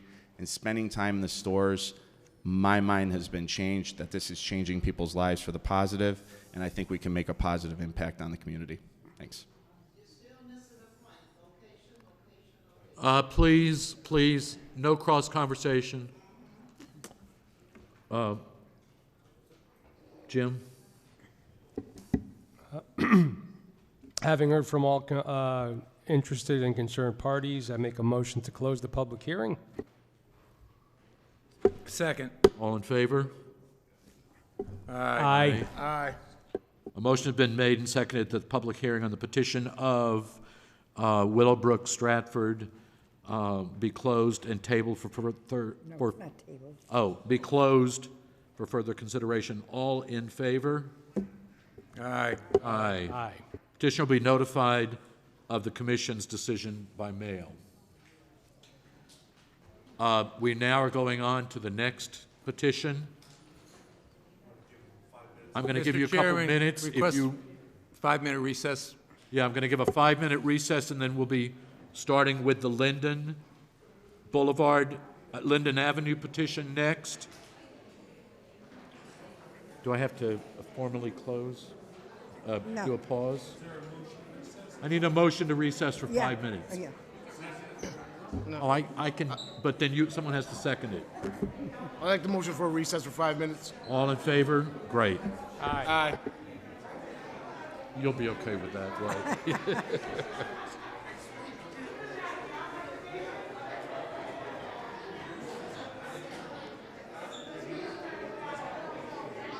Stand up.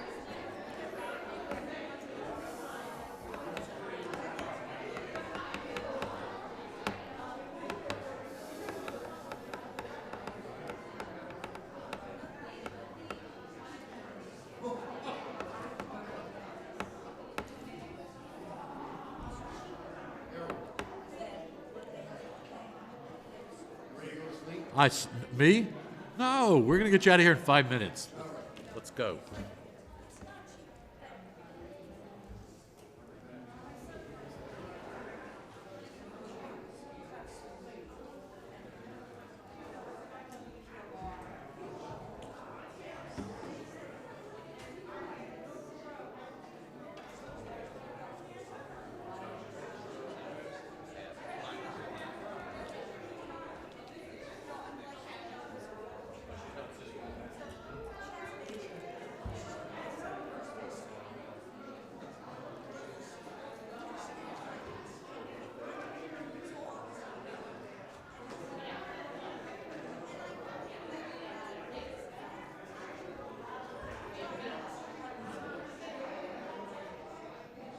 But they only charge, they only,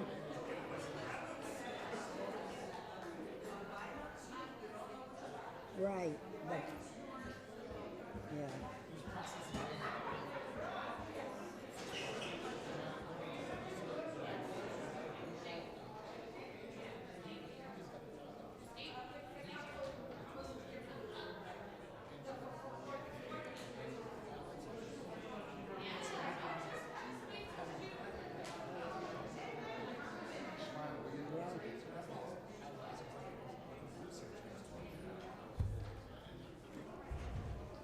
I don't know, If you're not staying for the next hearing, can you start putting out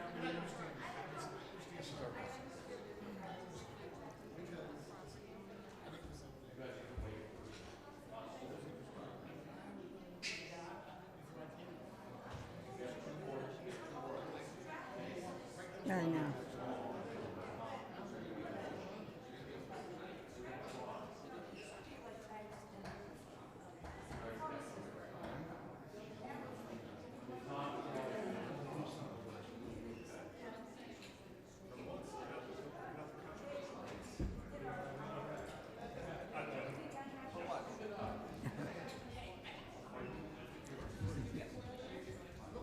He doesn't need a motion, he can recess till next week if he wants, Mr. Chairman. I know. Sit here and say, meeting recess till July 5th. He doesn't even need a vote. All right, let's go. That one's gonna be it. Let's go. This shouldn't be long. All right, Harold. Harold, you have a watch? Harold.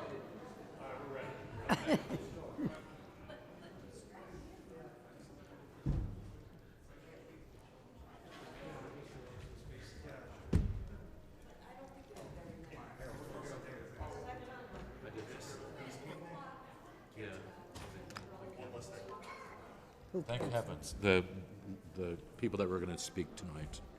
Oh, for Linden Avenue? No. Sorry, we're going to call the meeting back to order. Commissioners, councilwomen, love you, but we're going to... I know, you're going to stay, you're welcome to.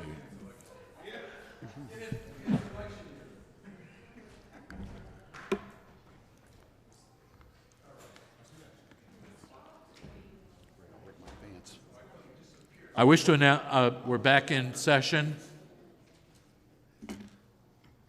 at, I don't know what time it is.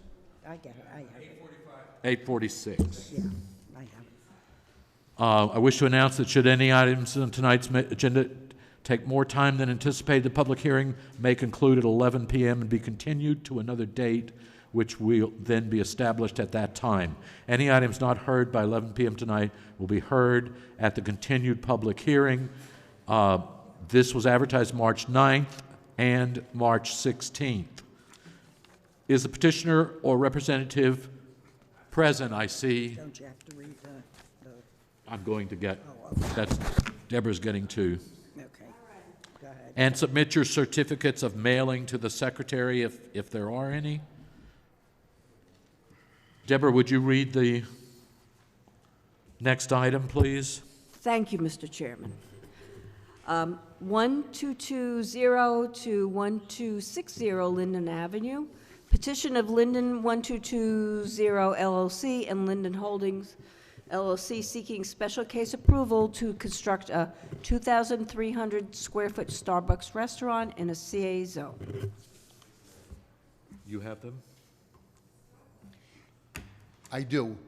You have certificates? I do. To I'll hand them in? Can you pass them over to Mr. Petrocelli? Sure.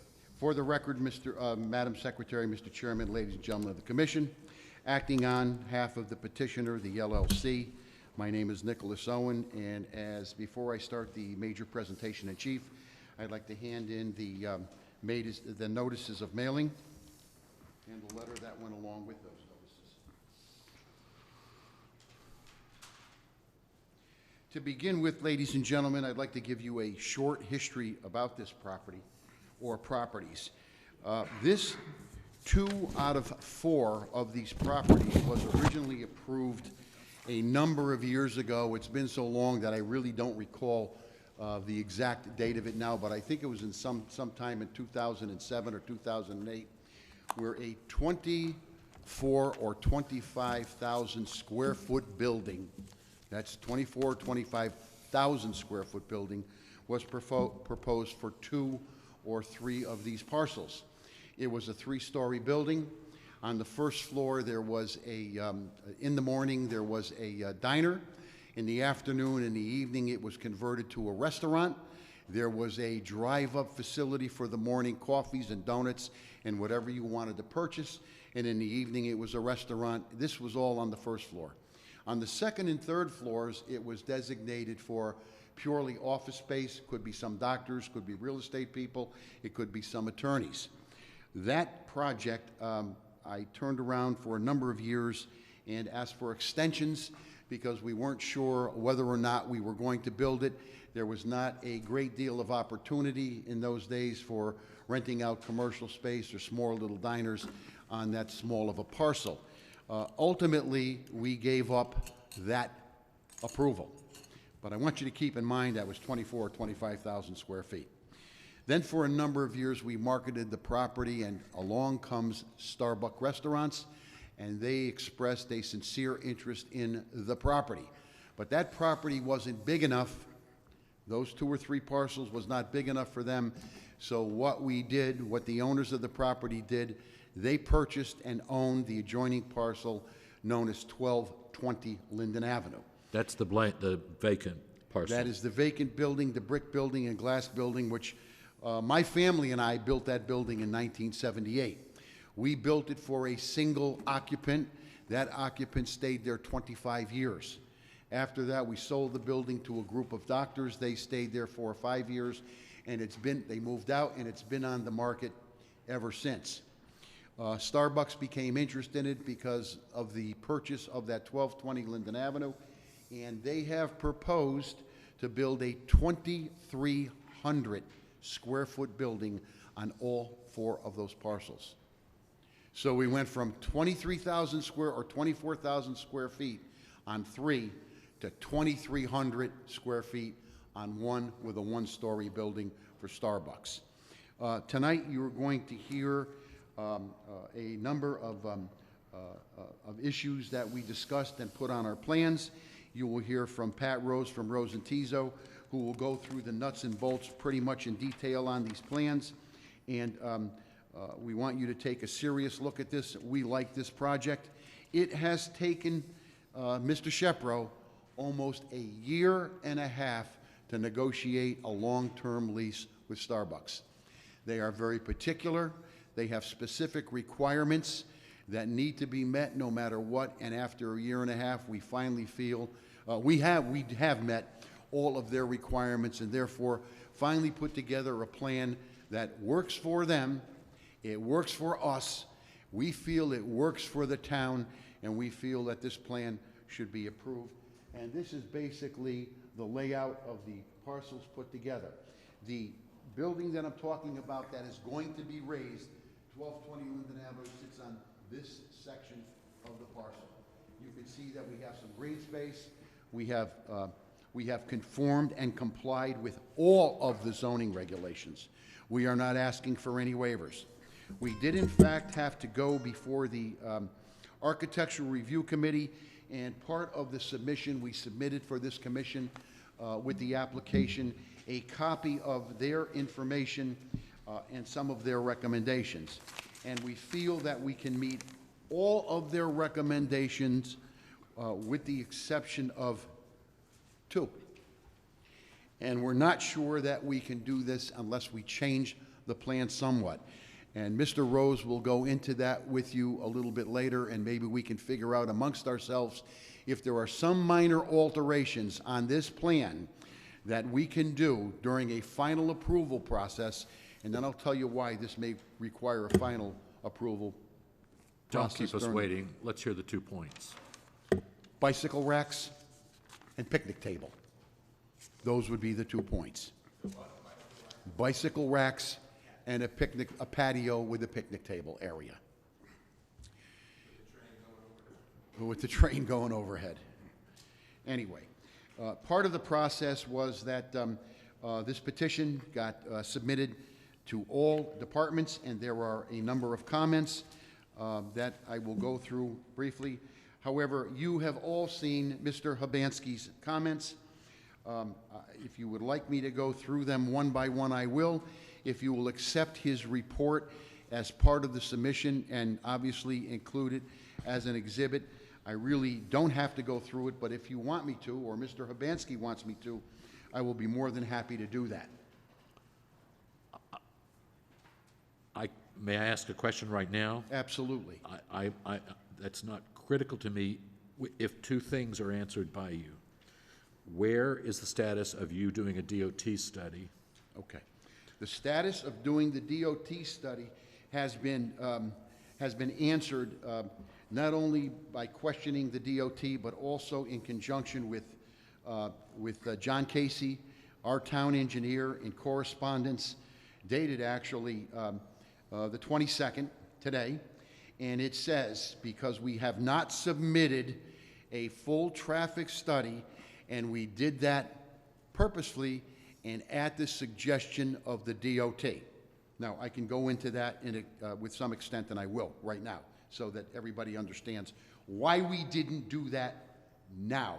It doesn't mean that that is not going to be done, but why we didn't do that now. You'll recall a number of years ago, the state of Connecticut, in conjunction with the town, revised Linden Avenue with a number of street widening, streetscapes, traffic signalization. They did the same thing on West Broad Street.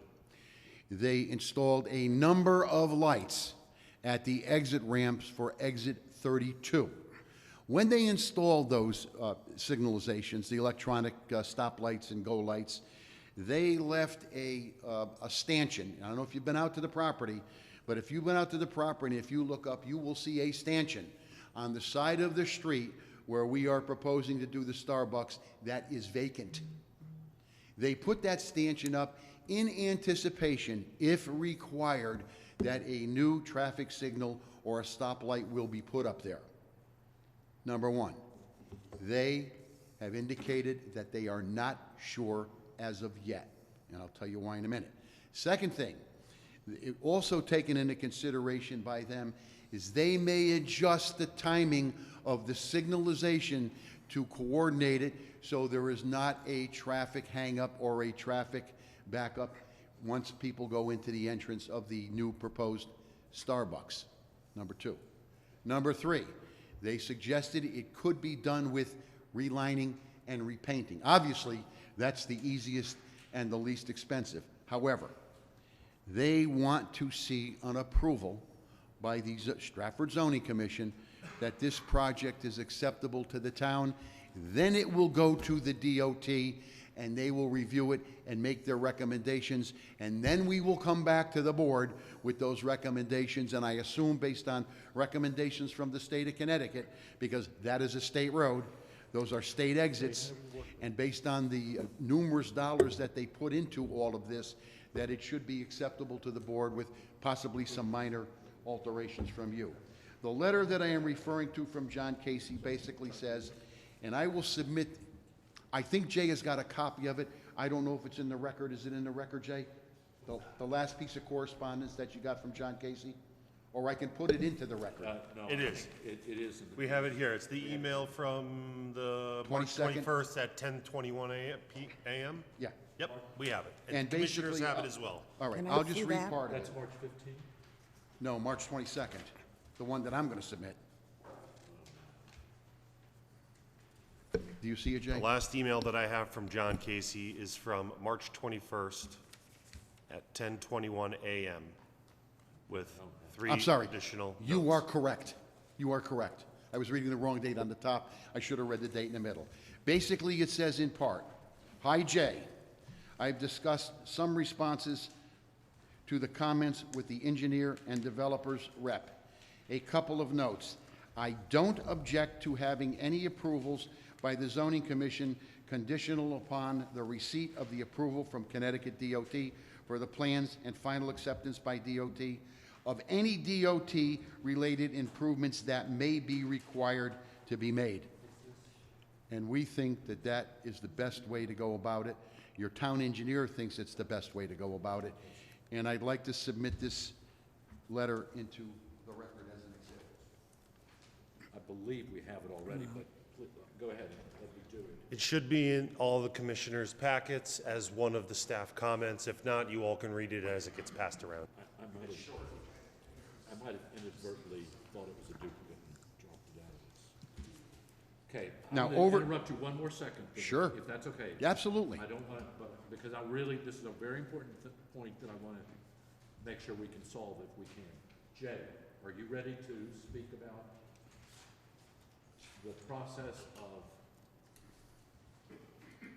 approvals and DOT? Mr. Commissioner, I think that might be a more appropriate conversation if during the administrative session, during the voting portion. Okay. That's the best I can do. That's okay. Okay, now, getting back to the comments that Jay had made, if you want me to read them into the record or comment on each and every one, but you have them in front of you. If there is anything specific in them that you would like that we will most likely address through our engineer tonight, I'll be more than happy to address it, or I will comment that on it right now. It's at your pleasure. Briefly, and then we can ask questions if there's something that we need more. Okay. Briefly, on the first page of Jay's comments, he did mention the Architectural Review Committee's recommendation, and he noted that their recommendation was to put a small patio in, and they believe that it will be to the detriment of the project if we don't put a small patio in. This is not coming from Jay, this is coming from ABR. Well, this is what I have to say with regard to that.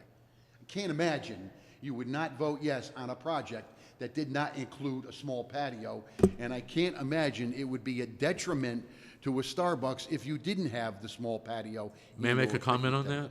I'm sorry?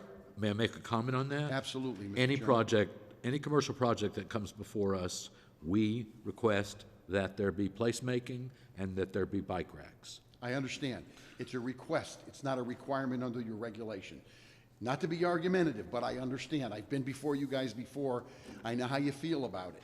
Now, we will address those two issues later on with my architect, okay? I don't care how big it is. It's- propose something. We will. We've already spoke about the traffic study and appearing before DOT and the way they would like to see this happen.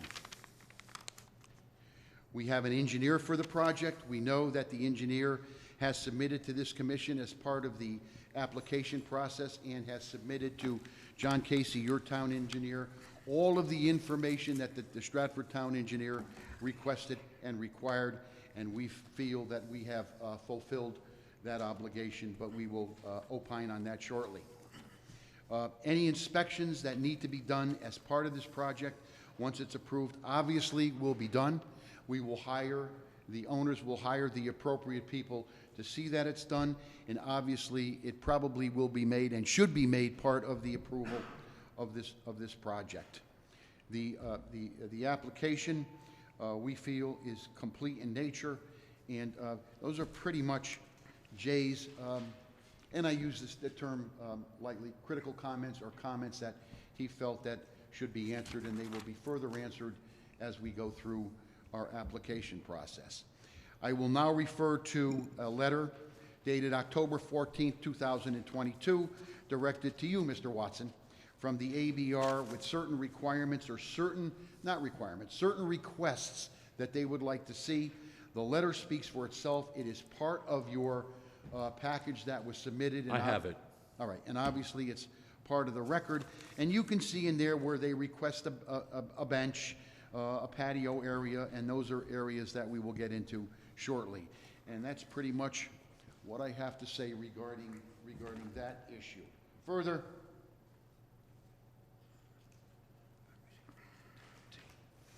as you are aware, part of the process is once we submit the, I think it's 10 packages to the zoning office, so they distribute those packages to each and every department, which has been done. The only 3 comments that we got back, obviously, were the town engineer, John Casey.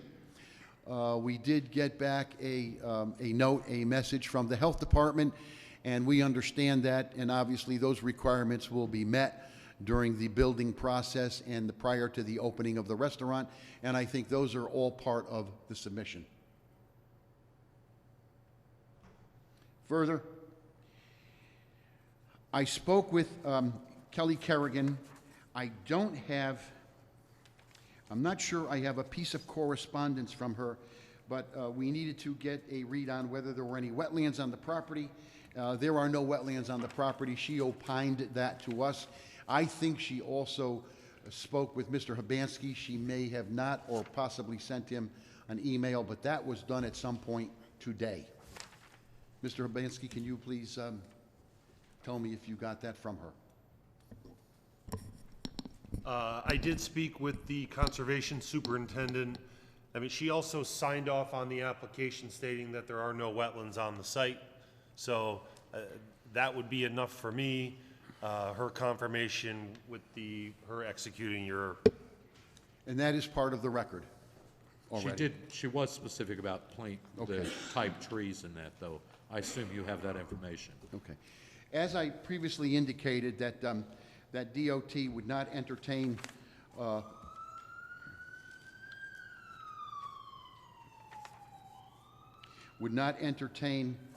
an application at this point until the board acted on this petition. And not only did I just state most of that in the record, I would like to submit this document into the record as an exhibit, which more or less outlines basically what I just told you, so you have a copy of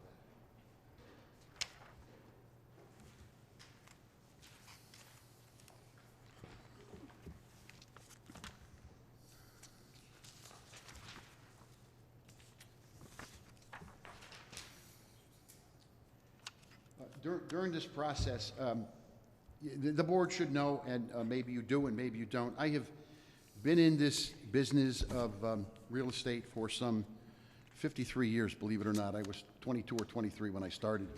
I'm that old, appearing before the boards and commissions. And over the years, I am a licensed Connecticut real estate broker. I've appeared before this board and many of the other boards in Stratford, presenting petitions for not only our own family. We've built a number of big projects in this town over the year. Station House Square, Riders Landing, John Hancock Building, Deerfield Wood Condominiums, Breakwater Key Condominium, and probably upwards of 1,000 homes, whether they were single family or two family. We've built many commercial properties and industrial properties also through the town. So I know of what I speak when I tell you that this particular development, as opposed to the first approval we got for 23 or 24,000 square feet, by reducing it and including an additional property, that being 1220 Linden Avenue, is probably the highest and best use for this particular property. The property is not surrounded by residential. It will not affect any of the residential neighborhoods in the area. It is surrounded basically by the train, the turnpike, on one side the Cumberland Farms, and on the opposite side a dentist's office. And to get to the dentist's office, I spoke with him today. I just can't think of his name off the top of my head. Good guy, has been a good neighbor to 1220 over the years, and asked me to express that he is not opposed to this project. He is aware that 1220 is coming down. He likes the fact that once it comes down, this will be open to parking, and the building will be closer to the south side of the property. And I would like to submit my resume and some of the things that we have done into the record as an exhibit. At this point, I think you've heard enough from me at this point in time, and I'd like to turn it over to Pat Rose, and he will explain the mechanisms, the workings, the layout, and everything else that has to do with this project. But what I'd like to do before that is pass this map out, and it is a layout developed by the State of Connecticut Department of Transportation Traffic Control Signalization when they designed and built and redesigned Linden Avenue, West Broad, and the exit 32 on the Turnpike.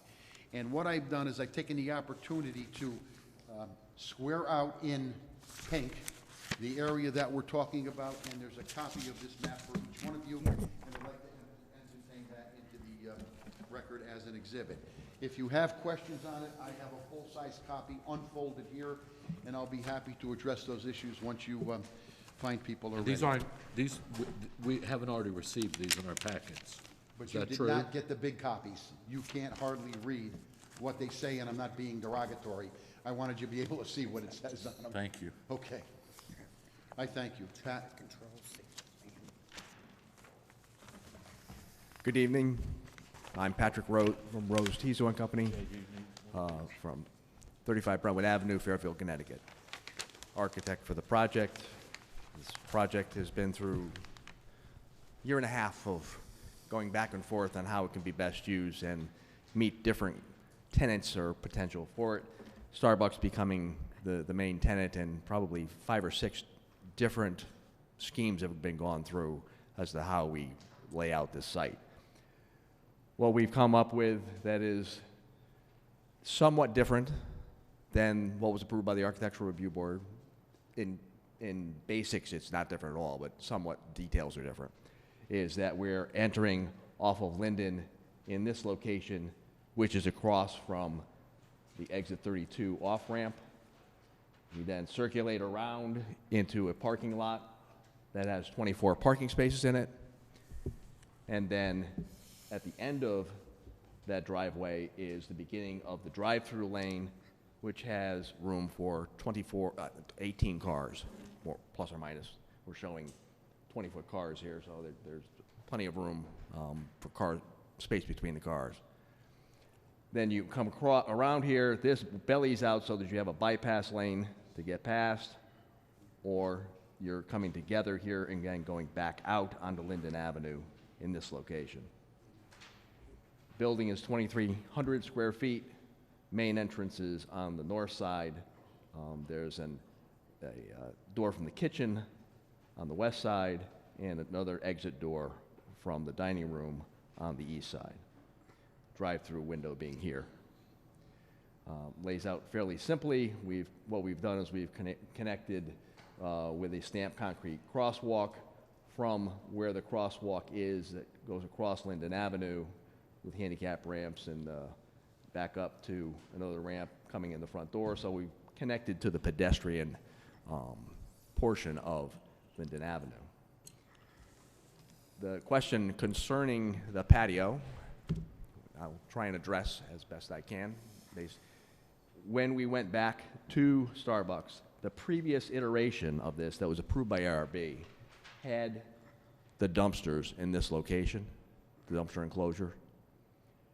They came back and said they didn't want it there. They didn't want to have to go walking across several crosswalks to get to that. So they asked it to come back to behind the building where it's most convenient for their personnel. It's also hidden more there. I mean, there's another plus to that, I suppose. But in having to do that, we had to move the building forward about 10, 12 feet. So in order to do that, we have lost that patio that was here in the front. So several options that I can think of quickly are that, number one, we have 24 parking spaces. We have 2,300 square feet. We only require 23 parking spaces. But when we add a patio, as I read the regulations, you need to account for a parking space for that exterior patio. So it gets to be, I'm in a catch-22 position at the moment, because I could give up a parking space, put it in this location, move the parking spaces down, and possibly create a patio in that location. May I interrupt you for 1 second? Absolutely. There is a 3 or 4 foot walk in front of the building, right under the overhang, is Correct. that correct? There's a walk here, yes. On the side, I'll say on the north side of the building. Yes, there's a walk right here, yes. And there's parking directly in front of that. Yes. Could you make that be a 6 or an 8 foot walk there with benches and still fit in the parking that you have? Particularly if you're not using that area all the way down on the right-hand side of the property now for... Right, yeah, we'd have to push everything down to some degree in order to accommodate another 3 feet. Wouldn't that be an easy solution? It's a potential solution. We'd probably have to put in wheel stops in order to keep people from interfering between cars and sidewalk and, benches. I'm going to be very honest with you. We have worked very hard to develop an ARB. We are tying them into our new POCD in a big way, particularly since it's Starbucks and they're a giant company that understand design. I don't want to give up on this so easily. No, and that's why that's why I'm looking at options, to include that patio back in, as to whether it would be the problem with losing a space is you need to gain a space for the patio, which is I don't know if that's how real that is or Proposed not. 24 spots. You have 24. We only need 23. But if you add a patio, Proposed you need 23. 23. And then you have a space that you could create a patio that's protected and not interfering with cars. So I'll let continue. I'll continue on my journey. We have. Hold on 1 second. Yes, sir. Mr. Chairman? Yes. We will figure out a way and a location to put that patio. And? Go ahead. And? The bicycle racks. And? A little outdoor table. A what? Outdoor table. And an outdoor table. We have to have a table. We will figure out a way That is how to put it placemaking. in there. That is what Stratford is committed to in a big way, town-wide. You may, well, you can do what you want. You can stipulate to it. We can do it. Okay. As part of the ARB requirements or requests, we showed a brick enclosure for the trash enclosure, so that's been included. We've changed the pinouts to Linden plane trees as requested. That's been done. So, and we've added the walk, which is, you know, stamped concrete walk. It is a, you know, differentiates that portion that people will slow down as they're coming in. So that, we've been able to do that. Also, as part of our request, go to this point. This is Plan C? This is Plan C. Perfect, thank you. Which is the black brick, the darker, dark gray ephes, and the tan wood siding. So that's a rendering of what it would look like. So everybody at least see that. So I think we've met the majority of the conditions, and we will figure out a way to make the patio, bench, and bike rack happen. I'd like to just have Steve Santa Cruz from my office just come up and go through John Casey's requests and how we've met those. I think John's before you leave. Yep. The ARB had wanted you to get rid of that passing lane. Get rid of this passing lane? Yeah. I assumed that Starbucks said no way. No. Well, I suggested it. Oh, you had. No, you as a way to capture more accommodate space. for outdoor space, because that's the kind of atomic bomb suggestion, and I figured that they would come up with something as opposed to doing that. Yeah. You need a passing lane. So, yeah. I still want to know what you're doing with that property all the way to the right, where the waste was. One or two spaces. To a couple spaces, correct. Right? Correct. So that, I think that's the solution. Well, and there are other iterations that came out of this, that this is 90-degree parking, that Starbucks wanted. It was angled parking before. There's all kinds of little tweaks and things that have changed, that have morphed this and, you know, squeezed things more than I like them to be squeezed, but we'll figure out the patio. I'm gonna trust you. How's that? Mr. Owen, can you just be sure that we submit these plans into the record? I don't think I have those. This current plan? This current plan, but also the current elevations and a plan set. I can get you that, yeah. I just actually found that rendering today. Okay. And if we could take these, we'll stamp these, and those will be part of the record. No problem. At the end of the evening, before we close. No problem. And can you also give me some kind of a statement about what we're talking about here? What you're looking to do with the parking and the patio and the whatever, so that I can go back to ARB and say, your work is... What we're looking to do is to either create a seating area as part of a sidewalk by reducing and moving over the parking and reducing a little green space, which we have extra green space, so we can do that. Or we're looking at removing one parking space and incorporating that into the green space that already exists on the corner of the building. And I will live with that. If you could put that in writing, just add that there's a bike rack, and a bike rack could go all the way on the right-hand side. Yeah, yeah. Bike rack's not, that's an easy. That would do great there. Mr. Chairman, you should know that I did request a rehearing with ABR based on the fact that we did not think we could put a bike rack, a patio, et cetera, in there. They pretty much said, we don't. I have a copy of it. Okay, so you. I saw all right. that. So we tried. Now, if we are. But I'm saying if you can do these items, I think you won't hear anything from ARB. They'll be very happy with what you presented to them. If you choose to approve tonight, I hope you do, you can, if you would make that part of the stipulation that we supply you that information, we'd be more than happy to do that. Okay. Thank you. Is that okay, sir? Yeah, we'll see. Yeah. Okay. Thank you.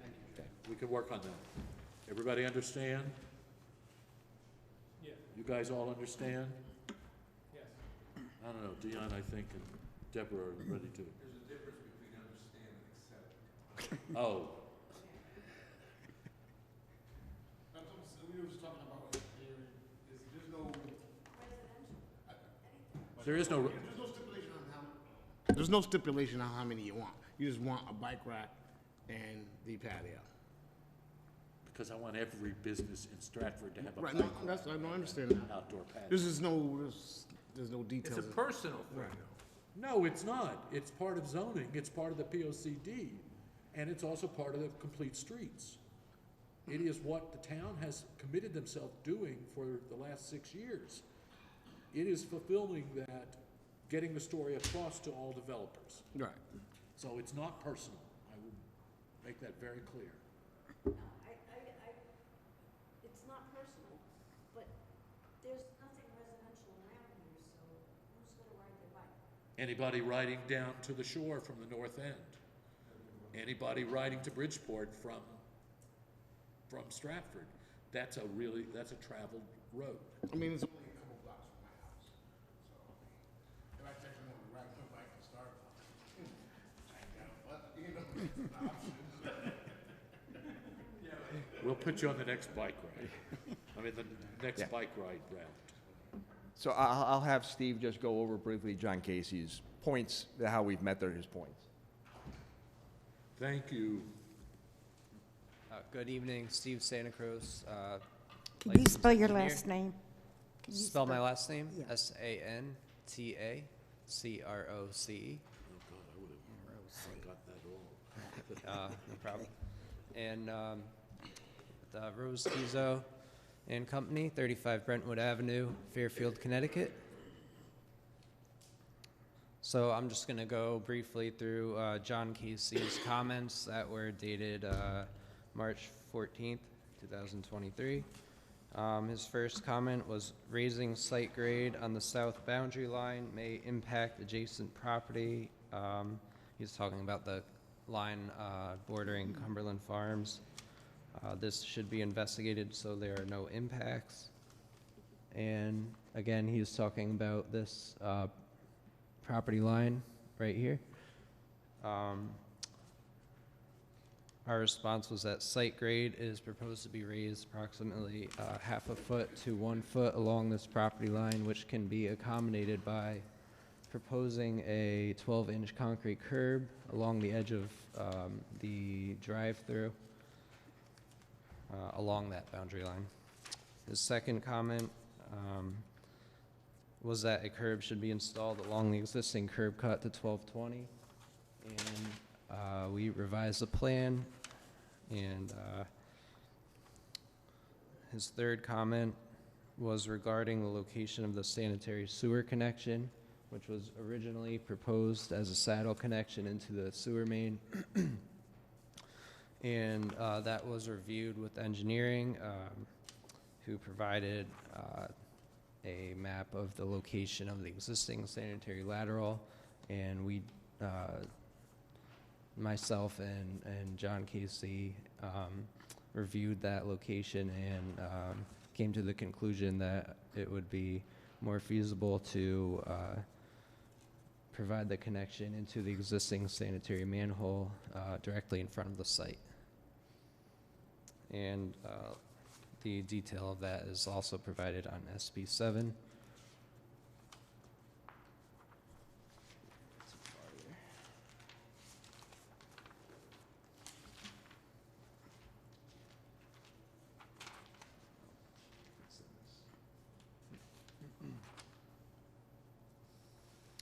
This is our detail sheet SB 7 showing a saddle connection.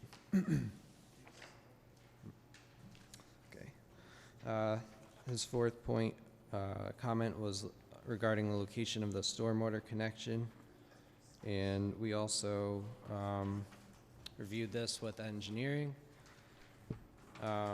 We provided a call out to detail the connection, and he had no further comments about that. He had a comment about an existing stormwater catch basin towards the rear of the property, and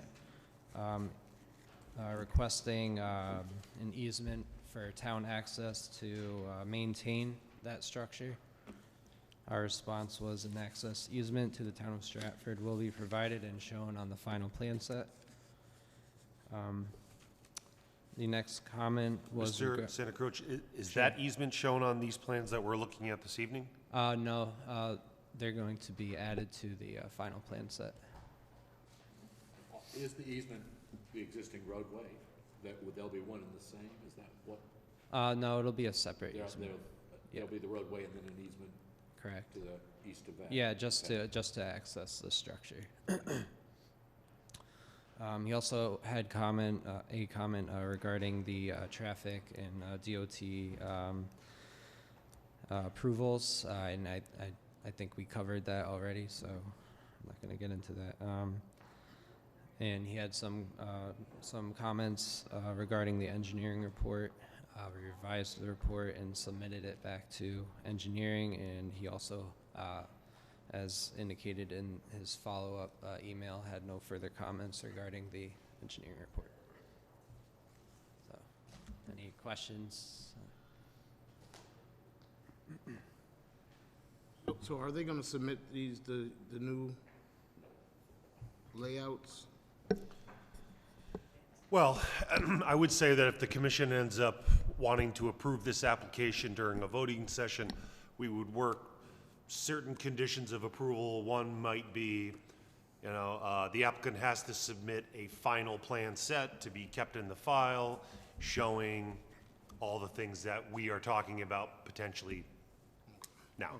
Okay, thanks. So we can figure that out All right. during the voting session. Mr. Chairman, ladies and gentlemen, that concludes our presentation in chief. What I like to say at this point, if you have any questions, anything you can think of that we haven't covered substantially enough to make you comfortable with an approval with stipulations, now would be the time to ask. No question is foolish or stupid. What is foolish that if you have a question and you close the public hearing and one of you good people asked a question, we do not have the legal opportunity to say anything. So please, if there's anything that you want to say, please say it. We will be happy to answer it or try to answer it. I will tell you this.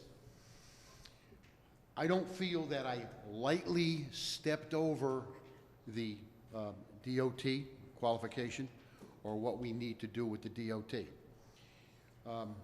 You have traveled these roads as we have traveled these roads. We know that the traffic is heavy.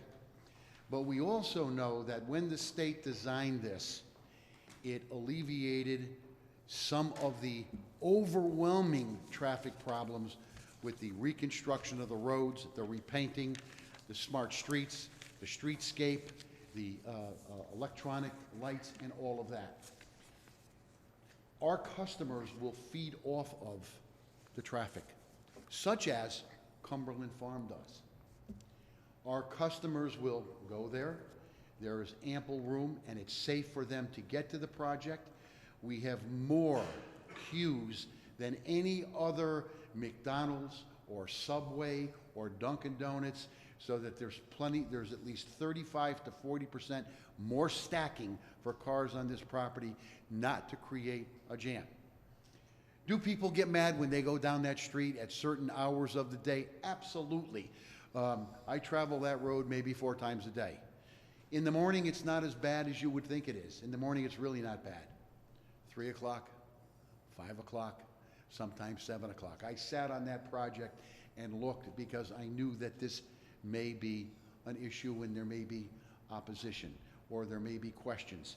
And that is the reason we address those issues with you and ultimately with the conversations with DOT and submitting the drawings to them to see if there are changes, if any, or what changes they want us to make. That's why we did it that way. We're not trying to avoid any of the regulations. We want to conform. We will conform. And with that, I close my remarks, and I appreciate your help. May I ask you another question? Sure. Before you close. There are 2 entrances and 1 exit, correct, on this property? There are 2 entrances and 1 exit. That may be, we don't know what the DOT will do at that point. And DOT might change their mind They may about change it. that. Okay. In your planning, have you looked at or made any estimates where the directional traffic is coming from? Is it coming from Stratford Center, or is it coming from Broad Street? Mostly from Stratford, Stratford Center, down Linden Street, I'm sorry. Linden Street. I'm thinking of Bridgeport, Linden Avenue. Yeah. And that way headed toward the Turnpike South. Okay. Most of it. Now, And there is no traffic coming off 95 that you expect coming to your place first, correct? I'm not sure what you mean by first, but we do know that there will be traffic coming off of 95 that will spot us. That will say, I'm going to keep driving straight across the road and Right, get into... with the signalization. Yeah, yeah, Yes. that I understand. Okay. Okay, I'm trying to No, imagine... cover it. Absolutely. I'm what here the for that.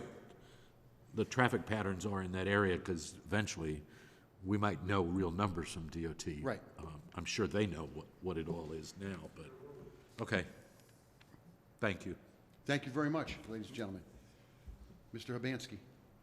I do have a question, and I apologize if you've already answered it. I heard the explanation why I haven't gotten DOT approval yet, but was the reason why a traffic study wasn't done preliminarily to get an understanding of traffic counts generated based on the business? I'm not sure I heard that. You did not, and we don't have that. And we didn't do that purposely until we hear back from DOT. I would like to, before I close, I would like to submit this document into the record. That's what you want? Yes. And thank you very much. And this, oh, we already gave this.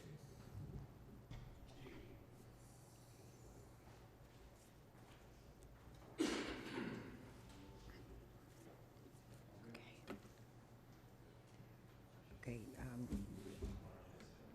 is it gonna be tabled, or are they gonna close? Are we gonna close the? No, we're gonna close it, because we're gonna open it back up when we go into administration. Right. I think, but let me just make sure Mhm. Jay agrees. Well, I think we're gonna end up writing stipulations. We're gonna approve Right. with stipulations. Right, but you gotta close the public yeah. hearing portion of it. Do I need to open this if there's anybody speaking against? No. I guess so. Yeah, I but do. there's- Is there anybody here who is speaking in favor of this proposal? Hearing none. Is there anybody here who's speaking in opposition to this proposal? Well, look at that. Shocking. Shocking, I know. Just for clarification, it's more of a comment, so I'm not decided yet. So my name is Caitlin Shake. I live at 44 Charleston Street here in Stratford. I'm the 2nd District Council person. And my concern is the same concern that I have regarding the dispensary, that I had regarding Center School, because my constituents, we live in a very, very popular area where there are a lot of people walking or driving their cars or on their bikes. So my concern, because right around that area that leads into where this potential business would be, is that we already have traffic issues. Everybody knows. And once again, recently, over on Knowlton Street, right up the road, someone was hit by a car and had a fatal outcome. So there are apartment buildings, there are single-family homes, there are multifamily homes. I would echo that, as the chairman had noted, in these new businesses, because of the complete streets, which directly impacts not just my district, but a lot of my district, to keep a healthy option here in Stratford. People want to have open spaces where they can gather, so if that's something that is a suggestion, I support that. But it's the traffic piece of it. So through your body and delineation, to approve of something and to not have all the information would make me have a couple more questions. But I'm not sitting in your shoes, and this is your board. So my job is to come here and to represent my constituents. And there's a lot going on in District 2. I've heard positives from residents here who are excited to have, a Starbucks with this type of accessibility. But at the same time, their concerns are my concerns, and it's the traffic, it's the congestion, and it's the flow. And we have a wonderful addition of exit 32, right, to try and relieve that congestion, and we have the train station. But there are people who regularly get out there and they want to ride their bikes as well. But the priority for me, and I'm going to put my nursing cap on, is public safety. So I would just charge you all just to please consider that when you're making this particular decision. Thank you. Thank you. How do you spell the last name? I want to ask her. Caitlin. Shake it. How do you, just like shake? S-H-A-K-E-S. Okay. Shake. Oh, just, okay. Okay. Okay.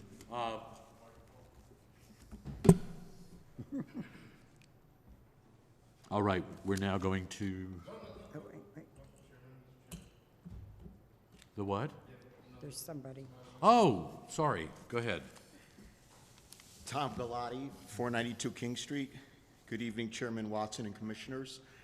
I'm not against this project, but I'm against the traffic congestion, and basically Councilwoman Shake just kind of stole my thunder and pretty much said everything I was going to say. I am very concerned about the left-hand turn going into their complex. There's no left-hand lane there. There's no arrow. If you don't get DOT on board with that, it's going to be a nightmare over there. So I mean that seems to be the biggest hang-up. I do have a suggestion that maybe across from exit 32 and going into their complex, you put a "Don't block the box" like they have at the Connecticut Post Mall on Route 1, and have the police enforce it. Because if you have cars trying to make a left-hand turn into there and the light changes, now that people can't get off exit 32 and you're backing up the highway. And there's high traffic volumes in that area in the morning, students going to Stratford High, people coming home at work, people that live in this area, that's their way going to and from work, often on 32. The hard part is, if I can interject, the hard part is the DOT essentially owns that road. Correct. So if they want something to happen there, if they want a box there, it'll get there. But it's harder for us to make whatever we think, moving that to the top of the list. I'm not saying we're not trying, but Right. All right, thank you. You know those problems. Thank you. Is there anybody else who'd like to make a comment for or against? Hearing none, I will entertain a motion. Oh, I'm sorry, rebuttal. Short rebuttal. Thank you for your time and consideration for this petition. All right, I now am looking for a motion, Motion to close the public hearing? and I need another motion to open the administrative. Well, you need a Oh. second. Second to close. Okay. All in favor? Aye. Okay, I need a motion to, I'm going to make a motion to open our administrative session. I need someone to second it. All in favor? Aye. Okay, let's go. Vote on items from 322 agenda? What was that? Oh, Stratford Avenue. well, they're all sitting out here waiting. Mm-hmm. So let's take the first one first. Any comments, ladies and gentlemen? Take 1151 off Stratford Avenue off the table for purposes of discussion. Second? Second? All in favor? Aye. All right, discussion. Any comments? Mr. Chairman, since this application spanned 2 public hearings, I do have some notes that I heard from applicants, from the commission, inquiring with the applicants. If you would want me to go over them, I'm happy to, but I will wait for your direction. I think that you should go over them because someone took the time to write us a letter. So one of the items I heard was that, if there was to be an approval, the applicant would need to cover any additional costs related to security or police. Additionally, the applicant should receive written confirmation from the police chief that they are satisfied with all security protocols in place. The one suggestion was that there is a 90-day period where the applicant, or all customers are by appointment or RSVP only. And at that, depending on if there's traffic complaints, you know, I would have, you could give me the ability to say, you know, you can get rid of the appointment only. But you could require that it's appointment only for a period of time such as 3 months, since I think there's some concern. There's some concern about traffic and there being, you know, some fanfare or whatever, being a bit more crowded at the very beginning. Jake, may I comment on that? That actually might help the community feel a little less put upon. That would actually be something we could do if we're going to say yes to this, to say that we would like to see a 90, even if we allow them to ramp up during that 90 from, you know, only online to slowly beginning to build their retail. Then it might actually help the population we heard from tonight feel less threatened by this when it's not a big deal in their immediate neighborhood. I like that idea. I don't want to. It wasn't my idea. I just wrote it down. Someone of you came up with the good idea. So the next item was, and maybe not from here, but from the public, I heard there's maybe that the commission recommends the applicant place a priority in hiring Stratford residents. I know that there was a lot of talk about how to engage the applicant as a member of an active member of the community.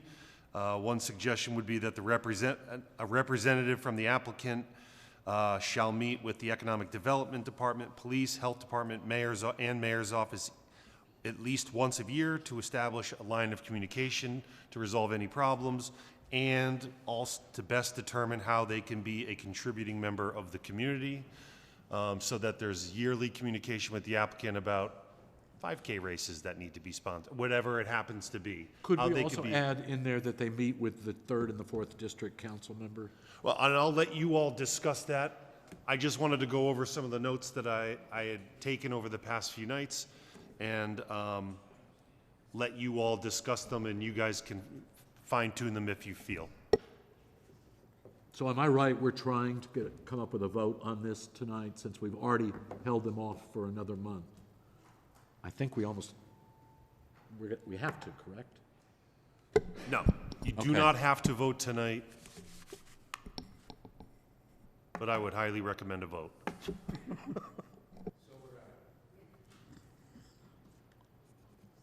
Okay, I'm going to go down the line. Jim, do you have any comments?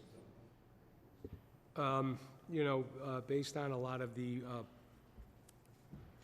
it appears that, you know, it's in the applicant is trying to put this facility in a place that's got a lot of, I'm not sure what the right word is. You know, you know, well, it's residential, but there's also a lot of nightclub environment type stuff. I think they make a strong argument that that there's a high concentration of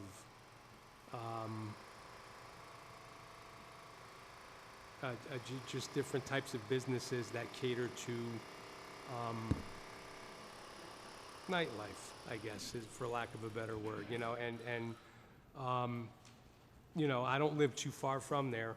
I mean, I could walk there from where I live, and you know, I think that it's I think there's a strong, I think there's a relevant concern that they have. That's my comment at this point. Deborah?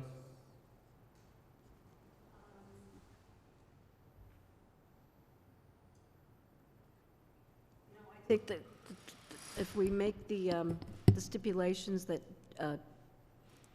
Jay has recommended, I think it's a pretty good location for this. You know, in spite of, you know, I understand everybody's concerns, but, you know, it's like the business, there's parking there that's not, you know, nobody's working there right now. And I've driven past a number of times, and I'm driving up and down the street, and I don't see, you know, a parking problem. So I think if they can monitor the parking in that lot, I think it'll be okay. Thank you. And I believe the town is ready for this. I believe there could be a tax revenue benefit to the town. I don't see any problem with medical or recreational marijuana. But I do understand the concerns of some of the residents. I mean, you all know, I lived here all my life, grew up Stratford, besides the military, I've been here all my life. Coached all the kids here. I know most of the parents here. As you've seen, I know most of the kids and the parents that came tonight because I coached their kids. And I live around the corner, right on Hamilton Avenue, right next to the First Baptist Church they're talking about on that street.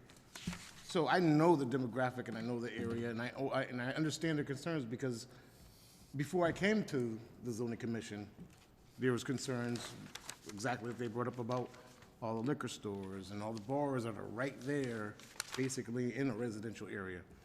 And I'm all for the dispensaries coming to Stratford. I think there is definitely other locations we could definitely, well, they should, dispensaries should consider when trying to come to our town, which I don't want to also make them feel uncomfortable to come here. But at the same token, I do understand, our residents' concerns, especially with, 1160 right there, which that's numerous residents. And there is a lot of new residents moving from Bridgeport, West Haven, New Haven, because I see the parents coming in with their kids for athletics. So I don't want to deter people moving here because they're trying to move to a residential area, and they look up to Stratford because they think it's a beautiful town, it's peaceful, it's calm, and it's somewhere they can raise their kids. Well, Dion, may I comment on what you're saying? If you'll notice, what I'm trying to get clarity on tonight and last time is the social equity portion of it, because that's something that is the least formed of all of this, recreational marijuana industry that's growing up around us. And it's a lot of money.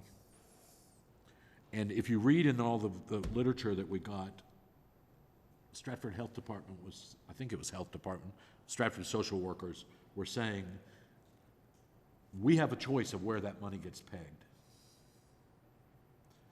Do you know what I mean? Whether it goes in the general fund or whether it goes into new sports fields or whether it goes into social causes and after-school programs and all the things that are getting cut right now. For the people that came tonight, we need to find ways that we can say part of the damage that's being done by the possible damage that might be done by this is offset by what we're also going to give you. Do you know what I mean? No, I totally understand. We need to really push that, and it's not really necessarily this company's job. No, it's not. It's our job. We got to go to the council members and say, don't you dare put this in the general fund, and don't you do this, to redecorate town hall. It's got to go in social programs. No. What, Len? You can say it.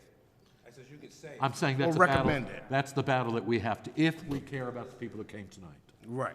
That's the battle we have to fight. And I'm just taking into account because, listen, we do have to make decisions on what, the guidelines that they are following, with the POCD or the ARB or the DOT or whatever other obstacles they have to go through to get approved through whatever guidelines or protocols that are meant for them to do to become a dispensary here. All right? And there are obstacles, and we have to actually upstand some of those and agree to them or approve them by the approvals that they get by going through those processes. But at the same time, all of us here are elected officials, and we should always take into account of our constituents that put us here. I agree. To address their concerns also, not just because there's rules in the book that says they can do it, But there's also constituents that put us here, because they voted us in, to make sure we address their concerns when a business or a complex wants to be built here. This is the sixth year I've been dealing with this issue. I So all try to I'm saying understand is- everything you're saying. You're right. So I'm not in disagreement. I mean, I welcome the dispensaries to come here. I think it's. I'm glad we circled out the memorandum and took initiative to get this going before we were too late or we're at the end of the pack. But at the same time, I also hear our constituents. I hear our residents. So what can we do to improve the outcome? Well, we have to ensure to our residents that we are going to keep in mind what their concerns are, and actually doing something about it. Not just saying, all right, we're going to try to do something. We have to make sure if we're going to put our names and our votes on something that they are really concerned about. And I mean, they spent their hard money to buy houses out here. It's not cheap. They work hard. And so I just think that we should always put our full foot forward and always try to make things happen so their concerns are addressed, as well as us upholding whatever business or applicant that comes before us with the guidelines from the from other powers that be. I follow you. I agree. Lenny. I didn't like the location from day one, long before these people came here, and I still don't like the location, because it hasn't changed. The location hasn't changed. There's a part of me that doesn't disagree, but we know there aren't that many locations in Stratford anymore for anything. Anything that gets built in Stratford, you got to tear something down first. Once we finished building on the rest of our wetlands, we are really, that's a problem that's not going to go away. It's always going to be a problem in Stratford. But it doesn't change the fact No. where this is.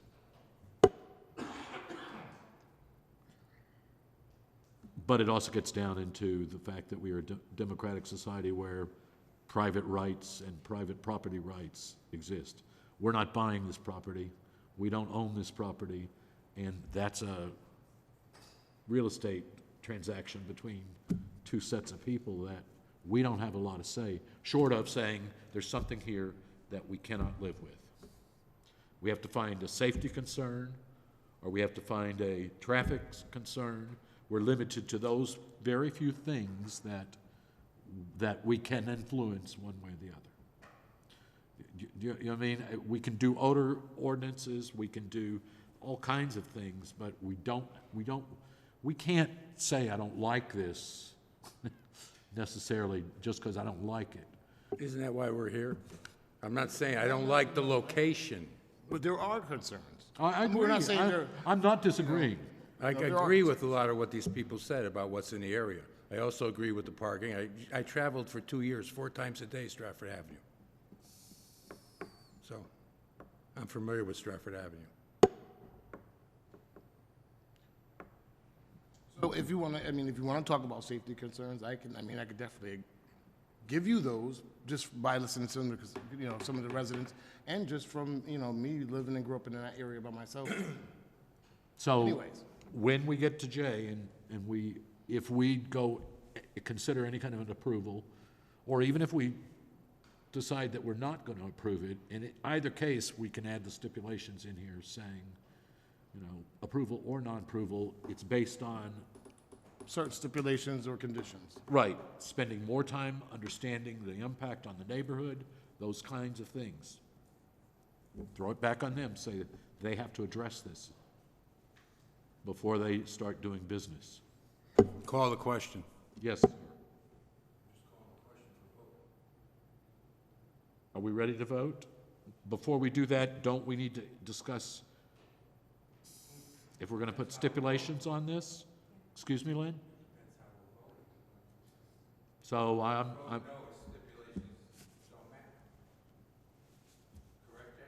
yeah, someone want to give me a motion? Motion to deny.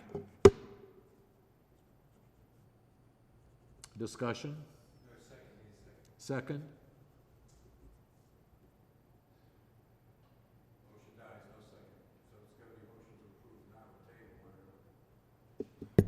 I'll second that motion to deny.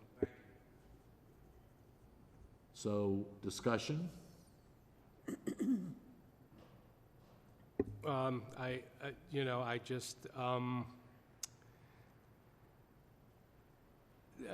just, I would suggest that there's a more appropriate place to put this based on the high concentration of the businesses that are in the area already. There might be a more suitable location somewhere in the town of Stratford. There's probably other former bank buildings that could be used, and which would not be in this high residential area and an area that's already overpopulated with the brewery and the liquor stores and the bars that are there. Yes, Deborah. You know, this is a very emotional argument. And, you know, that's part of the problem. And, you know, and I have all respect for, you know, everybody's emotions, but you have to be logical too. And that's why, you know, it's like, there's the argument that what you buy in one of those stores is far more expensive than what you buy on the street, according to what I've read. I'm not sure, I don't have, you know, but, you know, because, so it is very, it's an emotional argument. It's not, you know, a lot of it is not based on fact. And, you know, so we all have to think about that. And Deborah is, Commissioner, you're definitely right. It is an emotional situation because I grew up in that area, so I understand what these residents feel. Because, I mean, there's a crap load of liquor stores in the South End compared to anywhere else in Stratford.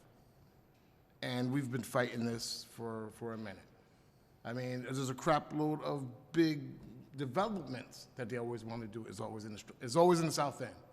So you got to understand the history of how they feel. This is not a total bad thing. I don't think it's a totally bad thing.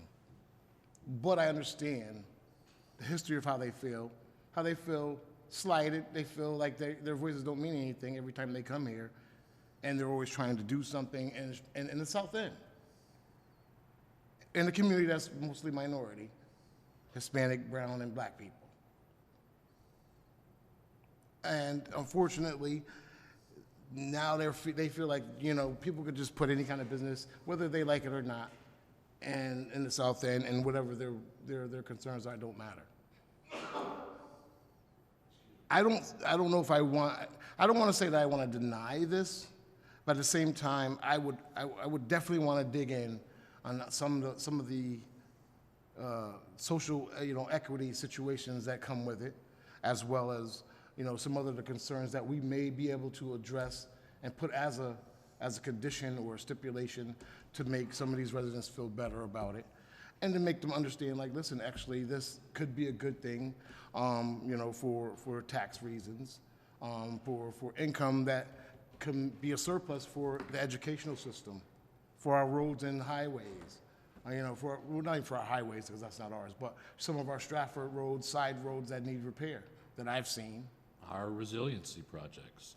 So, I mean, it's not like I'm against it, but I understand from growing up in the South End where they're coming from. And it's legitimate concerns. I mean, I drove past that bar where there was a shooting. And it had to be at least 100 people outside. I was there when that car ran into the side of that place because somebody was trashed. Yeah. And I know for a fact that they were coming from Bridgeport down Stratford Ave. Because I did not know none of them, and I know everybody in Stratford. So the concerns are legitimate. But at the same time, this business has came here, it's followed the guidelines, it's did what it had to do to be an establishment here and have a dispensary. And I think it's going to also be a benefit to Stratford, the town of Stratford. So I'm stuck in the middle, but I do want to address some of these concerns and try to maneuver it somehow where we can have a happy medium if that's possible. Dion, you just made your seating the years worthwhile with your comments. Thank you. Mr. Chairman, take exception to the fact that we're voting on a motion. I am not voting on a motion. I am voting on a fact that I don't like Stratford Avenue. I don't like that location. It has nothing to do with a motion.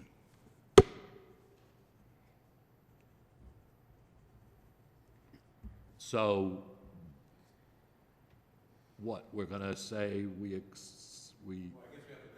have to take a vote. On the motion to deny. Right. So I think it should be a roll call vote. Probably should call these first. So we are taking a vote on denying this.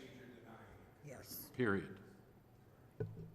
And I'll just remind the commission that it takes a supermajority in order to approve. So 2 votes for denial is a denial. I just wanted to just confirm so you all understood how the votes need to go in either direction. Does that make sense? No. 2 votes to deny, and it's done. It's denied. You need to have 4 votes in the affirmative to approve it. So as soon as you have 2 votes against, it's denied, just so you're clear. So we will start with Yes. yes to deny it. Dion?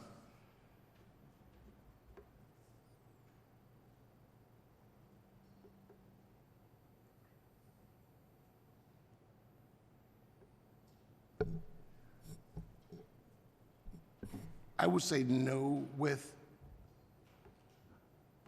stipulations and conditions that we could put in place to achieve to address the concerns of our residents, as well as put in place certain guidelines that we would want to make sure they do transpire. Deborah? No. So that makes 2. You're on, You're a what? I'm a no. That means you want to approve. I want it. Yeah. James? Yes. Deny. James, so that's 2, That's it. And then you. and I'm a no. Okay. So 3-2, but the 2 wins, correct? Yeah. Okay, deny.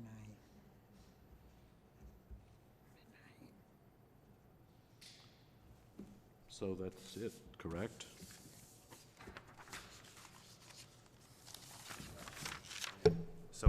So Attorney Sullivan brings up a good point. I mean, typically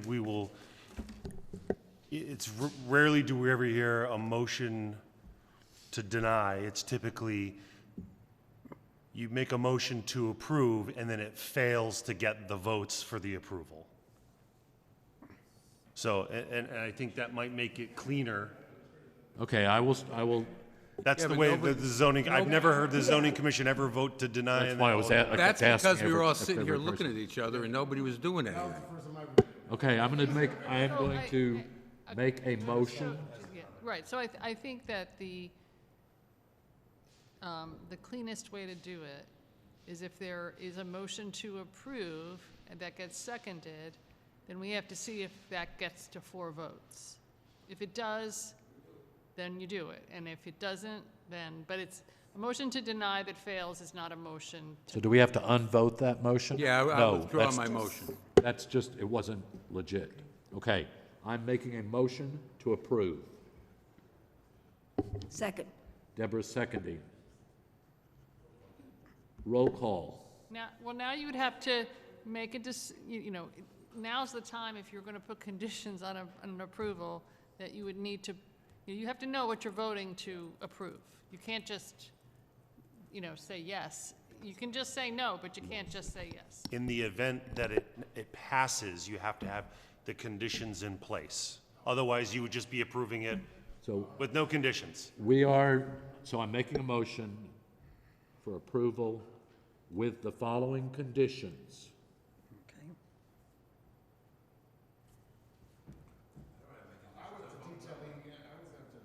You're saying you don't like Stratford Avenue. So you can say we're approving it, but we don't like Stratford Avenue as a location.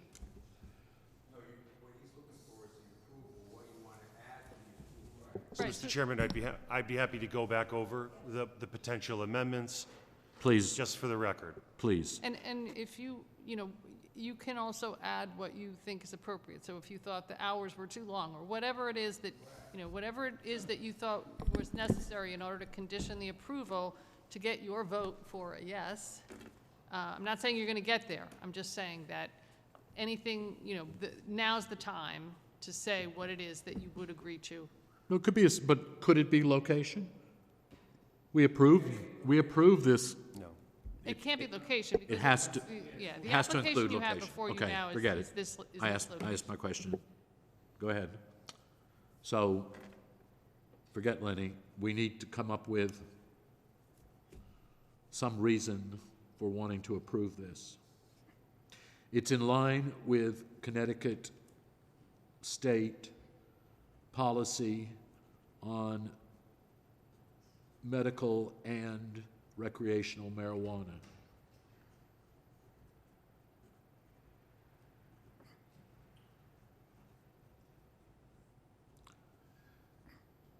Another thing is, I think if to not to jump to it and just have it just denied for, maybe, some softer reasons. I think we should table it. Let us come up with some conditions to approve it. So at least we're not just denying it because of what the majority of, just to table the vote. We can close the public hearing, but table the initial vote Well, the public for the hearing approval. has been closed, so That's good. the public hearing was. Listen to Jay, please. here, let's hear from Jay. I think Commissioner Francis makes an excellent suggestion in that I can put together in writing reasons that I have heard in the testimony that you all can say this is a reason for, this is a reason against, whatever, and conditions of approval that can either fail or pass. And then you all, I think it might be a little bit easier for you all to wrap your hands around the decision that you're making, seeing it in front of you. And so maybe the recommendation is that you keep this on the table until our next meeting, where I can provide you in writing the potential conditions for approval with some additional ones that I heard this evening. Like, I think a big concern was, well, we don't want it open during our 10:30 Mass. Well, maybe on Sundays they're not open till 1. Something like that. And so that's something that can be discussed in addition to some notes that I have here. And that way, I think maybe you all feel more comfortable with the decision, whichever direction it goes. I agree, and that's what I was trying to come to a conclusion about. I think that'd probably be the Dion, best I choice. appreciate what you're saying. Motion to table. Second. And let's motion to table it and instruct Jay to come up with a list. Motion to table with the instruction for Jay to come up with a list of some of the conditions of that approval or denial. Because you've got two things that you're considering here. You have a special case, so you're exercising your discretion, so that's where the reasons come in. And then if you are going to give an approval, it's going to have conditions of things that whether it's hours or whether it's, whatever it is. And I will go through the testimony and try to lay those reasons out and from either side for that. to help your guide. Will you guide your forward that to discussion. all the members? I expect you to sit down and add and rewrite whatever Jay comes up with for our next meeting, so we can actually come up with, excuse me? I expect you guys to do some work on this in terms of rewriting it and adding what you think is really important to go into there. Because I think we were all affected by our group tonight. That's in my genes, forget it. We need- It comes with me, so too bad. We need So we need a vote, yeah. a motion to table, Yeah, it's and already instruct Jay. Yep. Motion to table? No, we have that. Oh, we have, We have the motion, we just need, Motion to Vote. table, accept, what's your name? It's getting late. Deanne's recommendations. And I the just need a recommendations that Jay has accumulated from Right, tonight. and instruct Jay to put together the list of And then, yeah, right. items And to have Jay consider. put together Yes. all the instructions that we laid out today Yep. and brought up. So now we just need a vote. yeah. Yeah, before the first day of summer comes, please. We just need a vote. All in favor? Aye. Aye. Okay, I'm gonna now do a roll call vote. Lenny? Don't need to, Yes. I don't need a roll call? I don't, Okay. Hey, the boss says I don't no, need one. well, I don't, I mean, I don't. It's think so, Jay. okay. What do you think? No, we're okay, we're okay. All right. You have the energy to do one more? Yeah, yes, I mean, might as well do it. Gentlemen, you'll be hearing from us. We'll keep working on it. Okay, Okay, what's next on our list here? 1220 to 1260. We have 1220, 1260 Linden Avenue. Someone want to read that? No, just take it off the table now. Oh, someone want to take it off the table? Move to take it off the table. All in favor? Aye. Okay, discussion.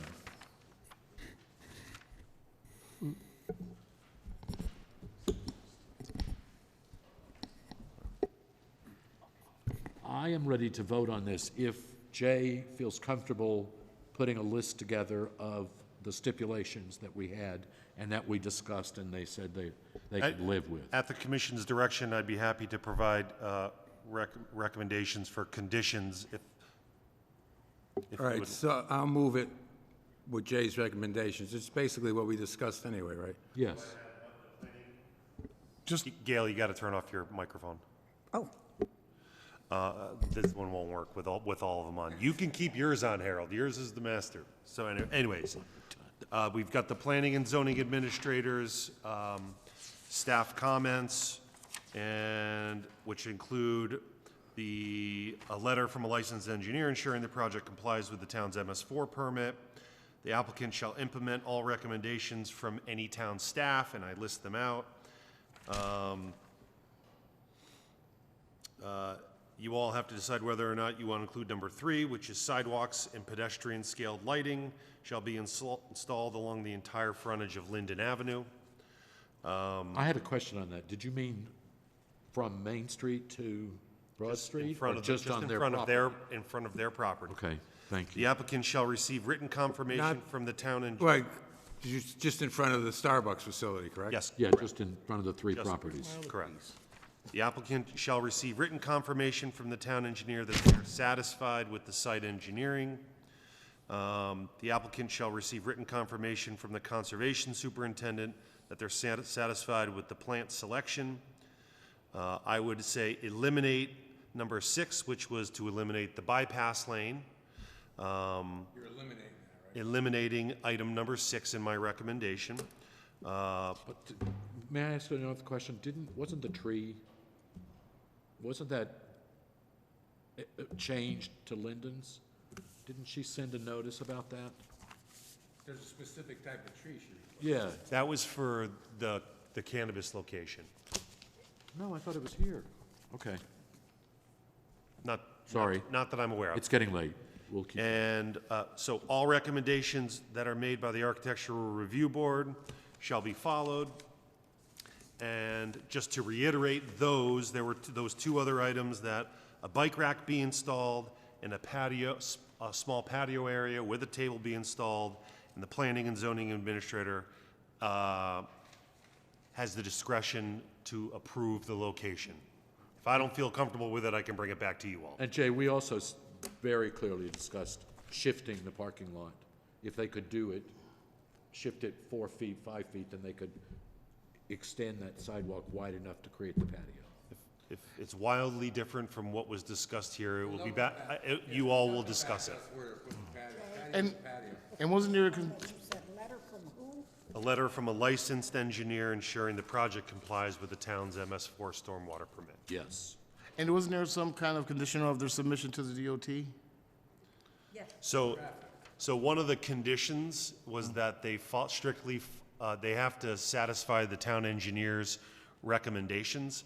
And so in his letter, by attaching that condition, they have to, one of John Casey's conditions was receipt of approval from the Connecticut DOT for any plans, final acceptance by DOT, and any DOT-related improvements that may be required and made. So we would address that concern, and then he had two other issues about the access easement to the catch basin to the rear of the property. That will be on a set of final plans. And then revised drainage calculations. And so until John Casey says that they have satisfied all of these conditions, they couldn't get a permit. Okay. And so the only other last thing I would add is that they submit a final set of plans that reflects all changes recommended by town staff. All right, move we approve adding all Mr. Urbanski's comments, his present comments. Can I second that like that? I second that. Yeah, but I assume that you've written them, you were able to get them all down. So we're okay. So you're seconding it, Dion, all in favor? Or do we need? Aye. Aye. 5-0.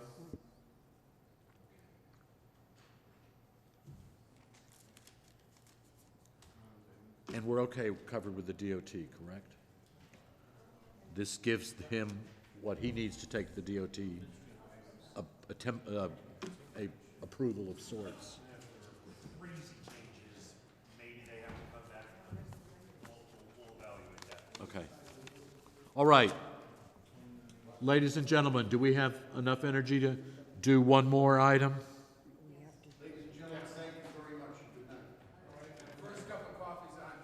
We have to start off on approval of minutes here. Can we go back to the agenda now? Yeah. So administrative items, we want to.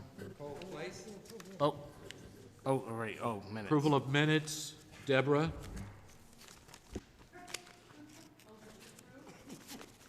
Oh, nothing? Okay.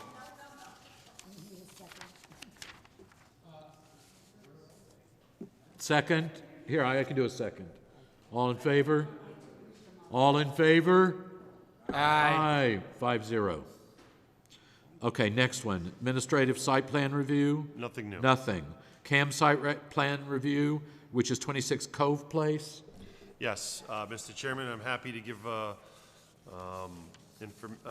feedback for this project. This is essentially an erosion stabilization project of the dune in front of, or on the water side portion of 26 Cove Place.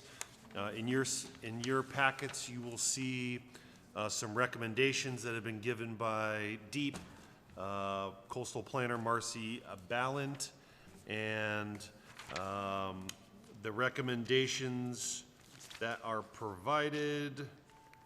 Let's see, just let me find exactly where she gives her recommendation. That's the policy.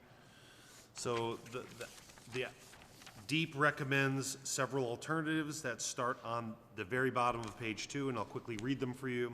We recommend that non-structural alternatives be employed for the entire bluff.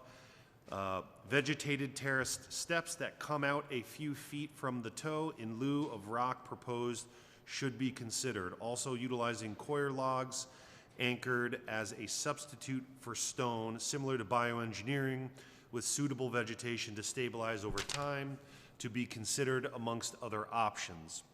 And they go on further. So what they are essentially saying So is you that want this whole paragraph here. they recommend the applicant take a more sponge approach. What the applicant has proposed is a hybrid approach of vegetation and hard armament, large rocks and boulders down at the bottom. Deep is saying, we don't want the large rocks and boulders. We want you to take a more vegetative, natural approach. So my recommendation to the commission is to approve this with the condition that all recommendations provided by Deep be strictly followed. Particularly on page 2, because that gives the reasons why they don't want certain things to happen, and also the alternatives. So if you just say all of page 2 and the top of page 3.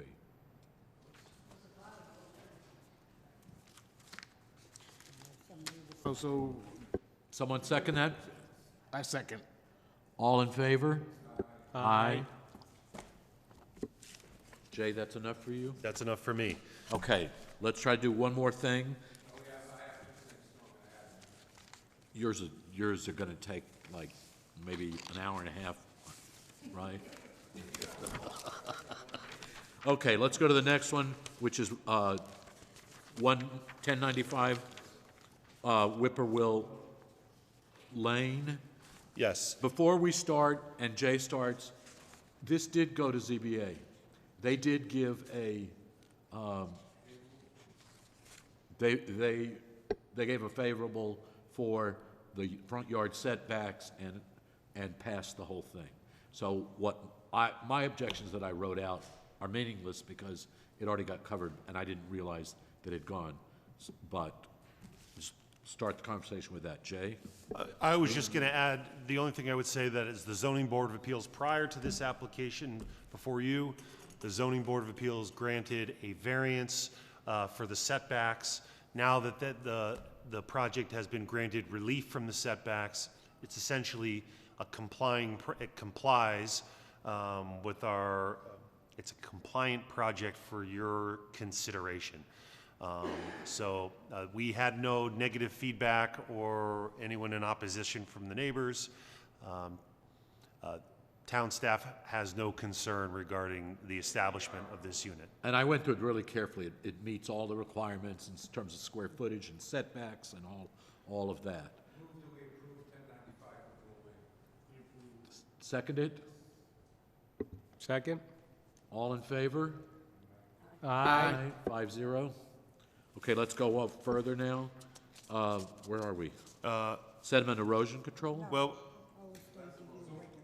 so the proposed Oh, EU okay. regulations, and I'll just say it's been an extraordinarily busy month.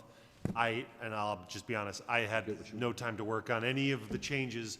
I didn't get a ton of written feedback, so me not having the time to do it, it kind of worked out. If it gives you all another month to, if you have feedback for me, you can give that to me. Chairman Watson gave me some written notes today that I'll incorporate and bring to you all for consideration next month, at which point all you would be doing is, all right, Jay, now let's refer this to the Stratford Housing Partnership for some of their comments, the Planning Commission for some of their comments, and then once there's consensus, if we get there, maybe a full application gets proposed at some point. May I also make a comment on piggybacking on that?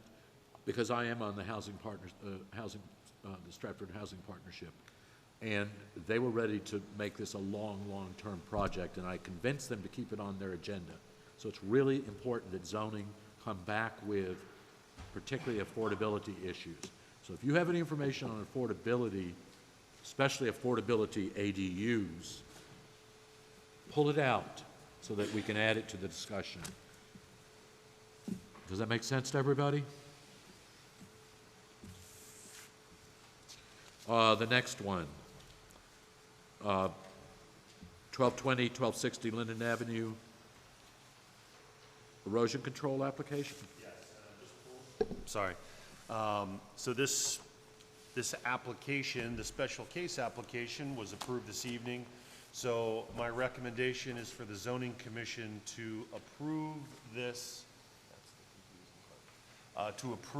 application with our standard conditions of approval for erosion and sediment control, which are: the proposed soil erosion and sediment controls design and implementation shall comply with the 2002 Connecticut Guidelines for Soil Erosion and Sediment Controls. Number 2, all necessary siltation and erosion controls shall be in place and the zoning enforcement officer notified for an inspection prior to any site construction work is being performed. Number 3, immediate on-site modification shall be employed when an erosion problem develops. And finally, number 4, in evaluating this application, the commission has relied on information provided by the applicant. If such information subsequently proves to be inaccurate or complete, this approval may be modified, suspended, or rescinded. And should that include the MS whatever 4? Well, or is that already in there? You already have that tied to the special case. You could Okay. do it here. I don't think it's necessary, though. Okay. So Make a motion to approve sediment and erosion control application for 1220, 1260 Linden Avenue with the 4 conditions as described by Mr. Hibansky. second, Deborah, all in favor? Aye. 5-0. Now let's go to the last one here. That we have no zoning enforcement, correct? No. Other items, work, live, ride. She canceled tonight. Aren't we lucky? So we'll put her on the next menu. The last thing is going to be Lenny, who's going to keep us here till midnight.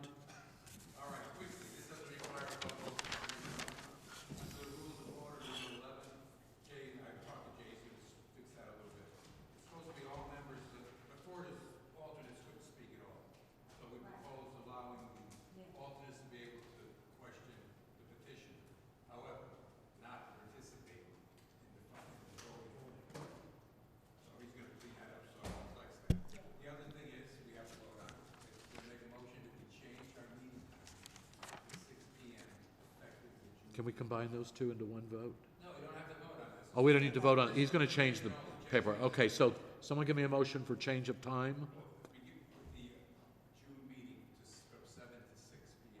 So, For the rest of the year. Mr. Chairman, Yes, ma'am. a point of order. Yes. If you change the times go in January with your annual meeting. If you change the time, then there are going to be special meetings that start at 6 o'clock. And if there's special meetings, then you can't add things to your agenda at the meeting. So you have an agenda and a special meeting, but the special meeting will start at 6 instead of 7. But when you get to the meeting, if you're looking to add something to the meeting at that time, you can't do it because it's a special meeting, not a regular meeting. So I'm just giving. So there is no way we can change until you could change- January. And an example of that would be if one of the other boards approved an accessory apartment application, and it's only administrative, it's not a public hearing, but it was after we set the agenda for the month, you couldn't, and so Whippoorwill was one of those applications. I was just gonna say, It wasn't I don't advertised know in the a month paper, that but we we don't added it have. to the work agenda because we have that flexibility to be able to do that. Yeah.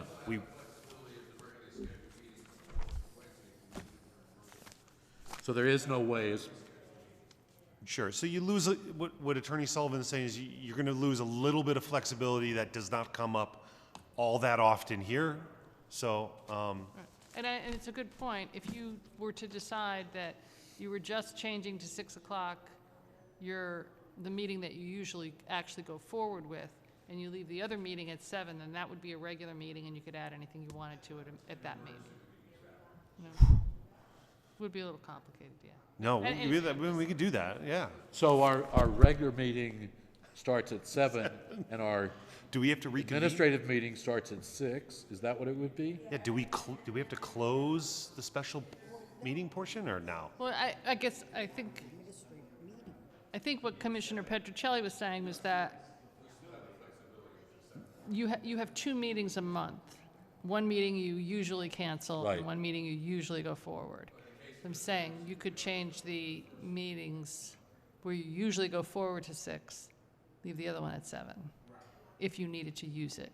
And then that be a regular meeting. So you'd have a regular meeting each month where you could put whatever you wanted on the agenda. Oh, so we could flop back and forth. Right, and we'll still have the flexibility. Next year, if Jay puts in 6 o'clock for the whole year, it'll be a regular Next year, Right, yeah. next year. But we could do that this year for the rest of the year if we did 1/6 and 1/7. Well, right, the first meeting will stay at 7. We're just doing this meeting. The second meeting will be at 6, And because leave the normally first we're dealing with meeting the way more it is. items. Yep. And our public hearings generally are our second meeting, correct? Correct. So then, that's when we are ending up sitting here till late. So that would work. But wait, no, hold on, but then now we gotta adjust our meetings to end by 10.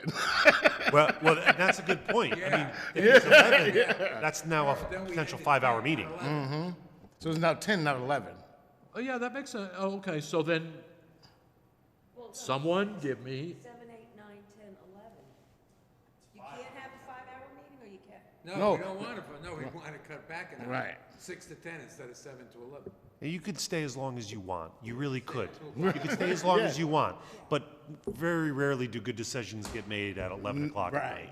Oh, trust me, I've been to Why meetings. can't you do this? oh, we are all on top of it So, at 10 so o'clock. I would like to say, and add on to. So, yeah, Add on let's get to- this clear. Does this require? Effective June, if we're all in Yes. favor of it, we switch our meeting, this meeting, the end of the monthly meeting, to 6 o'clock.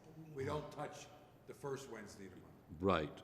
And we And, also, end we started at 6, 6, we ended at 10. 10. But no, it has to go in.